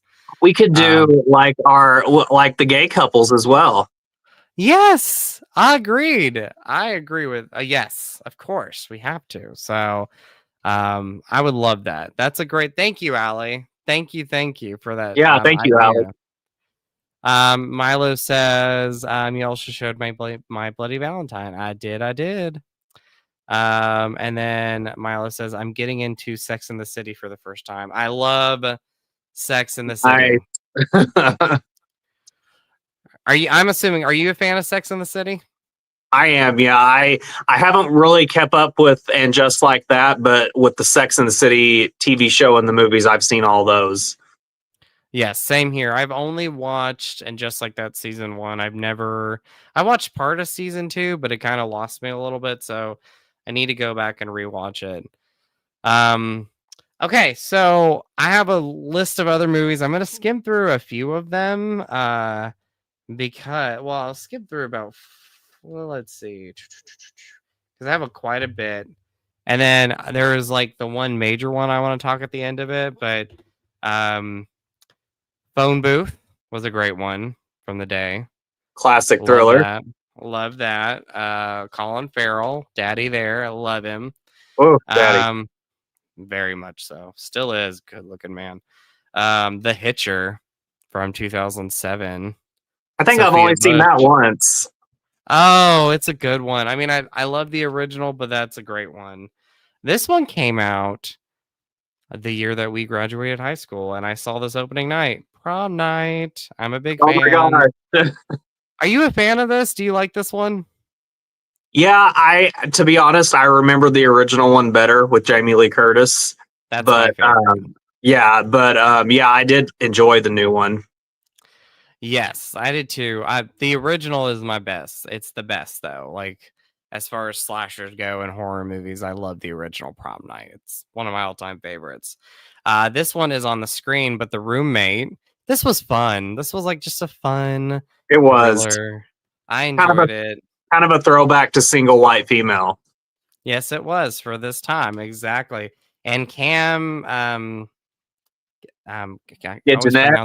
thank you, Daddy, right there, freaking Daddy, love him. And you like the Prom Night remake too? Thank you, Allie. Yes, that's a great one. We came out the year that we graduated high school. I saw Prom Night opening night, and then like I think 2 weeks later our prom happened. So yeah. Oh, The Boy Next Door. That's a good. Speaking of freaking eye candy, the guy in The Boy Next Door, Ryan Guzman. Holy crap, he's hot. Hot. I still watch him on that show 911. You ever watch that? I've never seen that show. I really need to sit down and watch that. So, yes, I did show you Prom Night. Yes, I did, Milo. Okay. And then the last like quick honorable mention before we get to the major one I want to talk about. The Girl on the Train with Emily Blunt. Yep. Yes. Love that one. Do you have any other like quick honorable mentions that you want to talk about before we get to a David Fincher movie? There was a couple on here that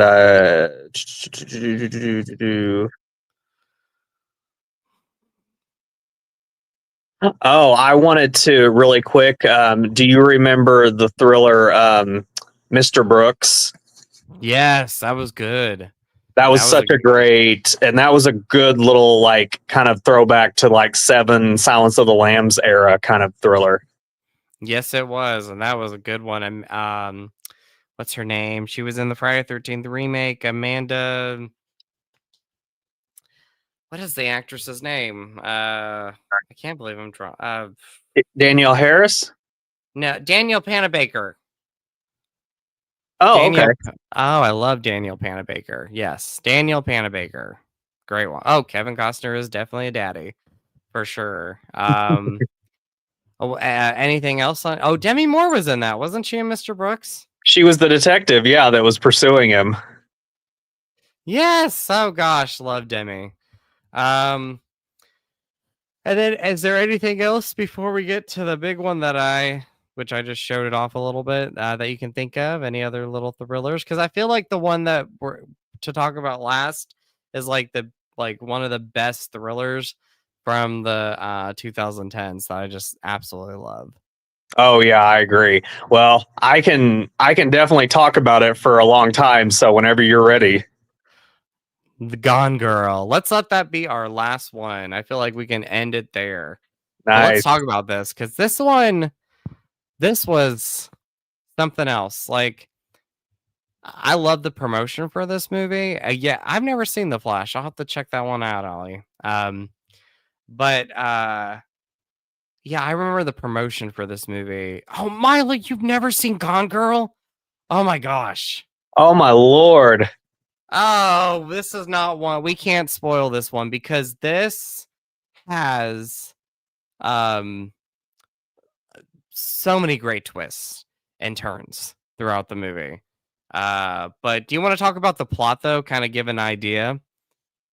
Sure, yeah. So basically, I always kind of thought of it as being like, you remember that really well-known story of Lacey Peterson? Yes, very heartbreaking. Very, very Yeah. heartbreaking. And I kind of felt like that was kind of like the baseline for where this story got started, because it's essentially Ben Affleck is living in this small town in Missouri, actually, because they filmed part of it in Cape Girardeau. Mhm. And his wife goes missing, and he doesn't know what's going on, really. There's a lot of weird things going on at their house and the way that it was kind of ransacked, but she's nowhere to be found. And she's kind of a well-known figure because they used to live in New York City, and she was a part of this book series that her parents wrote about her when she was a kid called Amazing Amy. And so she's kind of a well-known figure. And then they moved to Missouri, and out of nowhere she just disappears one day, and it becomes a really well-known, it's broadcast all over the news. It's kind of a nationwide thing. And then things get really dark and twisty. They do. And Milo says I can leave early so you can chat about it. No, no, no. Like, No, we you're won't good. we're not gonna spoil this one. Like, I know, because I mean there might be people who watch this later on that have never seen Gone Girl. Oh, and what a Because treasure to find that movie for the first time. oh my gosh, it really is because and for sure Ben Affleck equals daddy. Yes, You get to especially see in a this lot one. of him in this movie. You do, and I loved him in this. I mean, I've always loved Ben Affleck, but gorgeous, gorgeous. Um, wish we could watch together. I would. I wish we could too, Milo. That would be awesome. But you need to watch this, and then we need to talk about it. Um, but yeah, so things. Well, I love the promotion for this, from the trailers to I remember Entertainment Weekly did like a whole full cover of Rosamund Pike and Ben Affleck, and you had no idea what this movie was except it was going to be, the next David Fincher movie. Um, and again, you watch the trailers and you describe the plot of it, and the movie really does take some great twists throughout it that you will not see coming. I did not see this coming. Unless you've read the book. Oh yes, unless you read the book, which I never read the book, so I was happy that I had never read it. Otherwise, it would have thrown me off. Did you read the book? I'm curious. Did you read the book before the movie, or have you read the book? Or give me your thoughts on it. So yeah, I actually came about it a little bit differently than others. I was so pumped for this movie. It was one of my most anticipated of the year when it was released, and it was because I had read the book, and the book is one of my all-time, probably in my top 5 all-time favorite books. And I just, because I knew what was going to happen and I knew how it was going to be played out, it almost made me look forward to it more, because like I was excited to see the people who were going to be cast. Like, it was exciting for me to be able to see who was going to be cast as Nick Dunn and Amy Dunn. And whenever they released, Ben Affleck and Rosamund Pike, I didn't know really much about Rosamund Pike, and so I was curious to see how she was going to play this. But I mean, she knocked it out of the park. So many She ways. did. Oh my gosh, in so many ways. Again, just uh great, great twist throughout it. And that includes Miss Pike. And Rosamund Pike is such a great actress. I mean, I didn't know too much about her like you before this movie. And then when I saw this and her performance throughout the movie was just amazing. And, without giving too much away, like she has to do a lot in this movie. Like there's character arcs and um scenes in the movie that stick with me. Uh One being with without giving too much away, Neil Patrick Harris. Oh, I that's a scene you won't forget anytime soon. You will not forget it. And again, another daddy there. I love Neil Patrick Harris. Yeah, and Gorgeous man. you get to see some of him as well. You do. So you get to see some good old men in this movie. So oh my gosh, love them.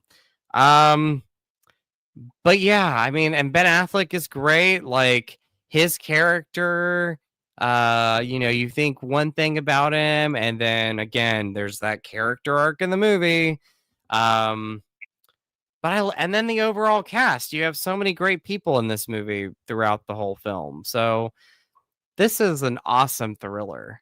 It's one that every time I watch it every, few years. And when I do, I just love it so much. So much. Um, It's do you my have favorite anything? David Fincher movie, I think. It's my favorite David Fincher movie too. It's the one I Yeah. go to the most. It is the one I go to the most. Um, let's see. Acres of Movies. Hello, how are you? Do you like Lakeview Terrace? I do. That was a great movie with Samuel Jackson and Kira Washington. And I Patrick think Wilson. Patrick Wilson in that movie. That was a Yeah. great movie. Great, great, great thriller. Um, Allie says, I love Neil Patrick Harris in How I Met Your Mother. He's great in that one. Love that show. Um, Trying to think. There was a couple. I wanted to jump a little bit. Do you have anything else you'd love to talk about as far as Gone Girl goes? Well, let me think. No, other than just the fact that anybody that is watching this that hasn't seen it, I would say the next movie or the next thriller that you have time to watch should be Gone Girl, because I'm telling you, it'll be one of the best thrillers you ever see. Yes. And twists, again, surprises. Like you will not see these coming. You will not. I did not see them coming. Unless again, you read the book. It's a different thing. But yeah. Uh it, yeah, great movie. Yes, Milo. And when you watch this, let's talk about it. Next chat, next live stream, we will talk about your thoughts on Gone Girl. So we're going on almost 2 hours. So I want to wrap up real quick and just talk about thrillers from the last year, maybe 5 years. Two that come to mind. I'm curious. You probably have seen these movies, and they're by the same director. Two that I love. Promising Young Woman. Oh, yes. Love it. Great movie. Another big twist. It was like I did not see it coming at all. Yeah, that's a great movie, and I love. I mean, it's a very heartbreaking movie, but the last 5 minutes are great because it's like these bastards got what was coming to them. So that's Yep. all we'll say about it. And then another movie that the director did, Saltburn. Oh, God. Oh, I love Saltburn. Oh, I love it too. Oh my gosh, that movie again just takes different turns that you just don't expect. especially towards the end of the movie. And you And think it's gonna be I was so weirdly attracted to that main guy. Like in I all of was too. his, he is so cute and just all Yeah. his. What were we gonna say? I keep interrupting you. I apologize. No, you're fine. I was just I don't know. He's one of those that he was doing so many crazy things throughout the movie, but I was just like, I can see why people are drawn to him. Like he's just got that charisma. Yes, he does. And he's adorable and he's so cute. Um and and then, as the movie plays out, you find out who he really is and what his motives are. Um and then of course, I remember we sat in the theater. I saw this in theaters. I was happy to see it. And you have a good 5 minutes of good old Barry just kind of just giving a full dance. That's all I'll say. If you've never seen the movie, just letting you know. Like there's a There's a but I few was scenes like, that stick out in your mind in this one. oh yes, so of course, like the bathtub scene, The grave. um, the grave, yes. I love the fact that the movie plays like, you think it's gonna be like a gay themed movie, and then it kind of turns a little bit because of the relationship that the two guys have in the film. Yeah. Um, and you really do like, I don't know, like when you watch the movie, you really think that Barry's character like truly loves or cares about his friend. But then you kind of think, well, like maybe he has other like obviously he has other motives. I don't know. It's so weird. It's hard to describe without really talking about it too much. Because also feel like this is a movie that, I mean, I think you all have seen Saltburn. Like um it's a movie that I just got limited release, and uh I think you could stream it on Amazon, and you don't really want to talk too much about it because it is one of those movies, kind of like Gone Girl. You want to go into the film and not know much about it except for what you've seen with the trailers. Does that Yeah. make sense? Yeah. Yeah.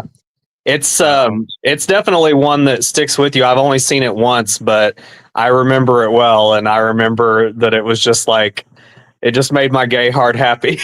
it made my gay heart happy too. I was like, oh, this is awesome. Oh, and there's so many scenes in this movie that are just messed up too. Like, um, he has a moment with the sister in the film, which won't give too much away, but yeah, that's a pretty crazy scene. Rosamund Pike is great in this. Another Rosamund Pike movie. She's great. You feel so bad for her because, you know, she really loves her family. I mean, she's quirky. Like there's a couple of moments where she'll say some lines that throughout the movie, and then something about like ugly people, and she's like, no, I. What does she say? Like there's a there. I When can't she's remember exactly. but yeah, Rosamund Pike, she's great in it. So let's see. Chris says, have you guys seen Blink Twice with Channing Tatum? It's basically Yes. I've not seen it, so I have no idea. I've seen the trailer. That's all I've seen with the movie. So I think you would enjoy it. It's on Amazon Prime, I believe. okay, I'll have to check that one out. So I'll have to watch it. And then Allie says, I think he's going to be in the Jacob. What's his name? How do you pronounce? Jacob Elordi. Yes, he is going to be in Wuthering Heights, and it's the same director who did Promising Young Woman Mm, and Saltburn. So very nice. Wuthering Heights. I don't know too much about the story. I know that it's like it's a classic story, but I saw the trailer and I was like, okay, I'll see this. We'll see how it is. So it's going to be very sexy, and I think it's going to be a sort of different take on Wuthering Heights. So anyway, but it is going on almost 2 hours. If I feel like it goes by every time that we do these. So, It does but go by quick. I have had a blast. we're gonna wrap up in just a moment. But Todd, do you have anything else you want to talk about, buddy? I think I was looking at my list earlier and we went through pretty much all the major ones on my list. And if you had any other ones, did you want to talk about any? No, that's all I had. So, but wrapping up, I think the 2000s and the 2010s and even the 2020s had some fantastic thrillers. So, yeah.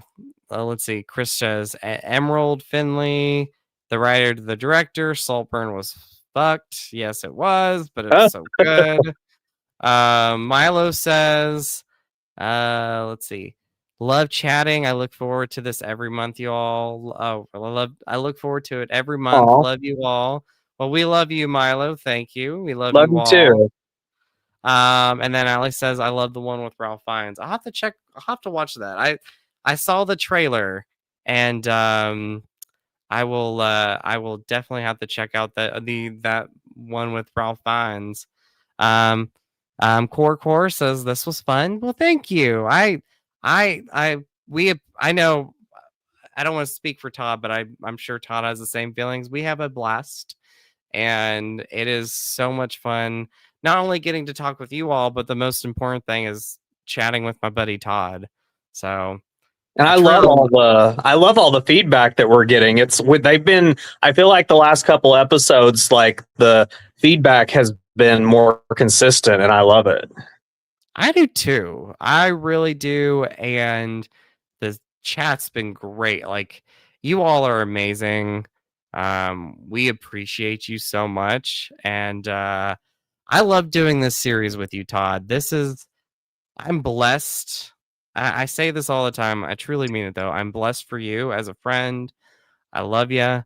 Um, and I couldn't ask for a better um, partner in this stream.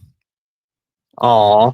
Well, So, you make my day whenever you say that because that's really just, the world is crazy right now. And so all these little things that we do, these podcasts and everything, we get to talk about what we love. And it's nice to be able to do that and talk about it with somebody that you care a lot about. And that's how I feel about you. well, thank you. And I like to. I don't want to. You are not a co-host. You are a partner in this. You are one of my close friends, and this is our show together. And without you, the show would not be the same. So thank you. Oh, well, thank you. You're welcome. Thank you. I love talking with you all the time. Ali says this has been a fun stream. I love you all. We love you, Ali. Love you. Um, Chris says these streams are great as always. Well, we appreciate that. Thank you so much. Yes, Uh, thank you. let's see. Milo says found Gone Girl. Gonna watch tomorrow. Hope you love it. I think you Yes, will. enjoy. It's really good. Yes. And then let's see. Gotta support my college bestie and my new friend Todd. Well, thank you. Thank you. Thank you. Aw, thank you very And much. and Chris says, you and Todd are the goats. I love that. Well, you all are the goats too, by the way. But thank you. Thank you so much. So but anyway, Todd, let's talk about what should be we're going into October. Let's see. Oh, we love you. We love you, Milo. Love you so much. So going in October, let's think of some good topics. Okay, so we're going on the 2-hour mark, but we got a couple minutes. Let's throw some ideas real quick in here, everybody. What should be our October streams? Todd, what do you think we should do? What are some good October streams? Well, we could do, I mean, I guess it depends if we wanted to maybe talk about some of the Scream movies during that time, or we could also talk about some of the most recent, like how horror has evolved over the last couple of years and just all the good new horror movies that have come out maybe over like the last 2 to 5 years. Yes. And Something like that, I think, would be really cool because then we could be able to discuss like all the. I feel like we started out doing a lot of like early stuff, like the '90s, and now we've made our way to the 2010s and even 2020s. So I think that the next step would be to like talk about how the horror landscape has really, because horror is really carrying the box office right now. I feel like it has over the last couple of years. Yes, it has. I mean, with like recent things like The Conjuring, The Last Rites, that's been a huge hit. And like horror movies this year have been big. So I think that's a great idea. I think we should do that. How let's call it like how modern horror movies have evolved or something like that. So Yeah. we'll cover. Or we could also talk about legacy sequels and things like that that have come out over the last. Oh, Yeah.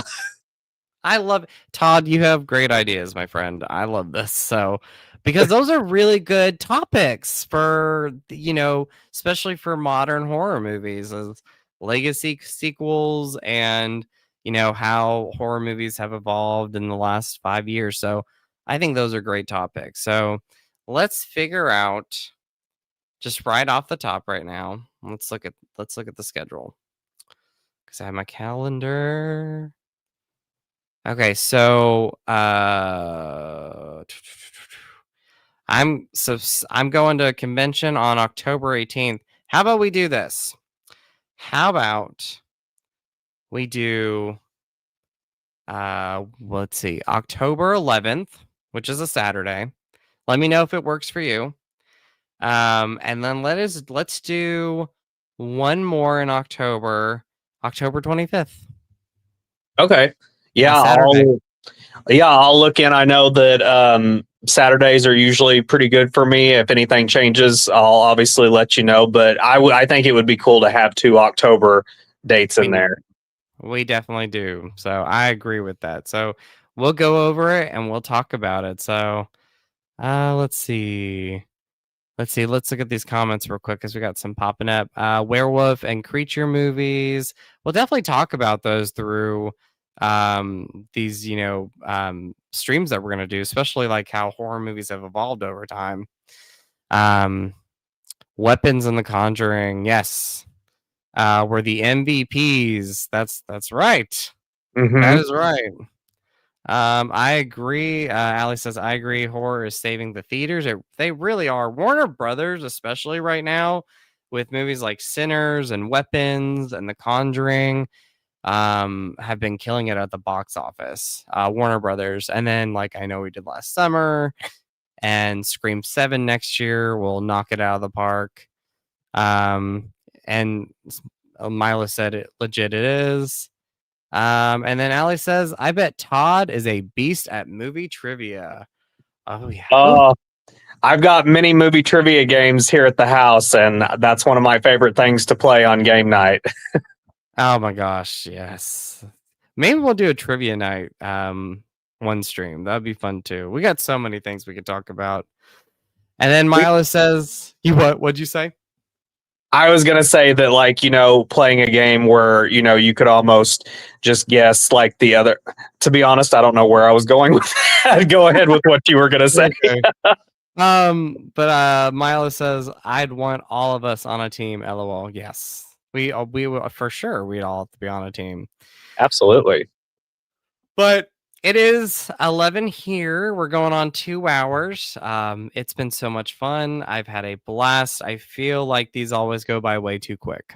So go by way too quick. These have been a lot of fun, and I enjoy them more with every episode. Me too. And the best, like I said, one of the best things, the highlight is you, Todd, but really also the highlight is all of you all, and the chat tonight has been amazing.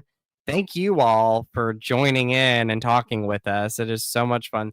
That's one of the best things about doing these streams and these series of videos or streams is you all. So thank you for interacting and talking with us. And I myself and Todd look forward to doing this all the time. And then Milo says, love you all. Well, we love you. So, love you, Milo. But Todd, any last things you want to say before we wrap up, buddy? No, I think I've pretty well said it all for one night. Same here. Everybody, we wish you a happy weekend. We hope you have a wonderful October and Halloween. And we will see you on October 11th. I feel like that's going to be the best time that we reunite with each other. So, and we'll play it by ear. You and me, Todd, will talk about what are the best nights and what are the best states for the next stream. So, but October season's coming. I know. I can't wait. I love it. Lots of scary movies, and which we watch them all year round, but best time to watch them. So anyway, Allie, Chris, Milo, everybody in the chat, we love you. Thank you all for tuning in. Everybody who is watching the playback, thank you so much for watching. Please like this. And we're going to keep going for you all. We're going to keep going for us because I love talking with Todd. I love you, buddy. But we love talking with you all too. So thank you all so much. And I hope you all have a wonderful night. Thank you, guys. Have a good night, everybody. Let's see. We love you. We love you.